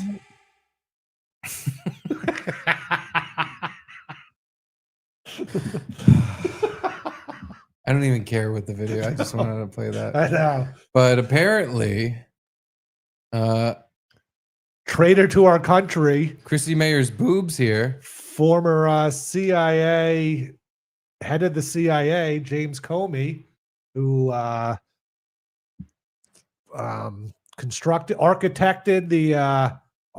is that a word? The Russiagate collusion and all that stuff. Russia. Yep, that was all him. Can't believe. Wait, Christy Mayer's boobs sent you this, but you don't even follow them back. I don't follow him. You don't follow the boobs. I thought I did. You do now. I do now. I see all his tweets. That's my problem. Is like I see the tweets all the time, and I'm like, oh, I must be following them. Yeah, that happens to me constantly. Yeah, happened with Fred from Brooklyn. I see his tweets all the time. And he's like, you don't even follow me. And I'm like, why did I thought I did? I hardly see tweets of people I follow. Like, it's just all like stupid meme accounts now. And then like, so I see Chrissy Mayer's boobs all the time. I'm like, I must be following it. Yeah, apparently not. Well, anyway, here's a homosexual with I guess a Taylor Swift. Yeah. Hey, everybody. Welcome back to my Substack. Last week's cold turns out to have been COVID. Quite a flashback. And Donald Trump is still president and still humiliating America on a national stage, standing next to Vladimir Putin. It's like a dream, a bad dream you can't wake up from. Good insight. But I don't want to talk about that bad dream this week. I want to talk about a truly inspirational public figure named Taylor Swift. Oh, God. Of course, I watched her podcast interview with the Kelce brothers. Of course, I watched the whole thing, although on YouTube, Patrice and I got kicked off for the last 15 minutes and finished it on her phone. But I watched it. I would like to state. Well, did you watch the whole interview? The New Heights? Yeah. I did not. You watched some of it? None of it. Oh, wow. Yeah. And you're the biggest Swiftie here. I know. You're even bigger Swiftie than Edie. It's a big commitment to listen to them. I'm not like the hugest Taylor Swift fan. Like it's fine. It's fun to do whatever, but like, all right, I don't know. I saw clips of them like constantly flirting and it was kind of awkward. Hold on. We're not even playing the video because just you being the biggest Taylor Swift fan in the world is on screen. That keeps fucking happening with StreamYard. I'll play one thing and then when I go to play the second thing, it's just like, oh, so you want me to put the old thing on screen and not play anything? So they didn't even hear it? No. Oh. I guess I'll replay it. Hey, everybody. Welcome back to my Substack. Oh, you have to hear this. Last week's cold turns out to have been COVID. His Quite a COVID. flashback. And Donald Trump is still president and still humiliating America on a national stage, standing next to Vladimir Putin. It's like a dream, a bad dream you can't wake up from. But I don't want to talk about that bad dream this week. I want to talk about a truly inspirational public figure named Taylor Swift. Of course, I watched her podcast interview with the Kelce brothers. Of course, I watched the whole thing, although on YouTube, Patrice and I got kicked off for the last 15 minutes and finished it on her phone. But I watched it. You see, Taylor Swift and I go way back. I went to my first concert of hers 15 years ago. I've been to a second, and I have helped financially support the attendance of a lot of family members at others. I'm in a family's Swiftie group chat. I know all her music, and I listen to it in my headphones when I cut the grass. So yes, I have a favorite of hers, although honestly, for me, it's a tie between All Too Well, 10-minute version, and Exile featuring Bon Iver. Taylor Swift has grown up with my I don't even know those songs. Yeah, you're not that gay. No. This guy's the gayest. Yes. He's so gay. Mowing the lawn, listening to Taylor Swift. You think James Comey mows his own lawn? Of course. Of course. Yeah. He's a man's man. He is. Of course he mows his own lawn. I'm sure he doesn't own a huge mansion with acres of land, and he's out there every Sunday mowing his lawn. He probably has like dropping to Taylor Swift. A 10-foot by 10-foot square that he mows, and then the Mexicans do the rest. But he just wants to feel like he's part of American splendor and the American life and doing dude stuff. Do you think he has his headphones in, listening to Taylor Swift while he eats his wife's muff? Probably. Yeah. I'm in a Swiftie family group chat. What does that even mean? What do you talk about in the Swiftie? Oh, I really like that song, Shake It Off. Makes me forget about my bad feelings and bad memories. I guess so. I like sucking big fat cocks and listening to Taylor Swift. Anywho, Trump's a meanie bobini and I don't like him. And provided us a soundtrack, really, as we've grown ourselves and learned and adapted and dealt with adversity and celebration. She had songs for all of it. I suspect that's something that millions of Americans have also experienced in their families. I think that's because Taylor Swift produces great art, but also because she models something. Yep. At every stage of her career, she's shown a certain way of being that resonated with my kids. Yep. And also felt right to me as a parent. Mm-hmm. And she's still doing that as a grown-up. Wow. Like So a lot true. of you, I struggle with how to stand up to bullies without letting their meanness infect me. And change me. How old are you? Are you in fucking middle school? What are you talking about? I think he's alluding to Donald Trump. I know what he's bullying alluding him, to. You know, and he's Being trying to be bullied as a coy. grown fucking man. One of the most powerful men ever in the country. Yeah. Has like secret killers that have no social security number or anything. Just go around, kill whoever he wants to be killed. Where's But Kermit? He's getting built. Where's bullied. Kermit? I'm going to give him a swirly. I'm going to give him a big swirly when I see him again. I'm going to give him a wedgie. I'm going to give him a swirly. I'm going to shove him in a locker. Gonna knock his backwards hat off. Where's my lunch money, Comey? Where's that lunch money you owe me? I bully this guy all the time. He's a little bitch. He's a little baby back bitch. I bully him. I can tell my meanness is affecting him. He just said, I can't let their meanness affect. You were the head of the FBI. People being mean, you should be like a sociopath, psycho guy, and like meanness and bully, like there shouldn't be words in your lexicon. There shouldn't be a thing that you think of. You're in charge of like the federal crime in this country. No, I think he's the head of the CIA. FBI. They call me FBI. Oh, okay. You're right. Okay. Yeah, no, but this is like bullshit. He's making this up. He doesn't feel any of these. He doesn't like Taylor Swift. It even looks like he's reading off a teleprompter. It's all fucking horseshit. He's trying to seem relatable because he is a lizard man. He's a lizard bird. This isn't a real person. Now, is he wearing glasses or is that just like a sunglasses tan line? That's sunglasses tan. He is not wearing glasses. Comey-sexuals. Well, all right. We only played that. Yeah, just so we could play this. Just so we could play this. It's time for Garrett's Taylor Swift news. He's not gay, he's Garrett. So catchy. And with that, Mhm. thank you for watching Garrett and Steve. See you guys tomorrow for Tuesday. We need a day. Tuesday's no day. We got Monday in the studio. We got Booth Boy Wednesday, matinee Thursday. Tuesday. Jews Day. See us here for Jews Day. Talk about the Jews. That sounds off. I don't know if the head execs over at JuneTube are really gonna. In a flattering way, we'll talk. Oh, about right. it. Okay. Yeah. Yeah, how they don't like the phone. They hate the phone. They hate the phone. But I've also read they don't like Jewish people don't like being called Jews. What do you call them? Jewish people. So it'd have to be Jewish People Tuesday. But like, if I'm like, what are you? You say, oh, I'm Jewish, not a Jew. I guess so. Yeah, they say I'm Jewish. Yeah. A Jew, that's anti-Semitic. Calling someone a I didn't Jew. know that. Well, the more now you know. I do. Thank you. Remember, never to say the word ever again. Never to say Jew. Okay. That's the N word. That's the J word now. So tune in tomorrow for Jewish Day. Even that sounds a little. Yeah. No. Maybe people with tiny hats day. Okay. Tiny Hat Day. Hebrew Americans. I think that's what they prefer to be called now. Hebrews Day.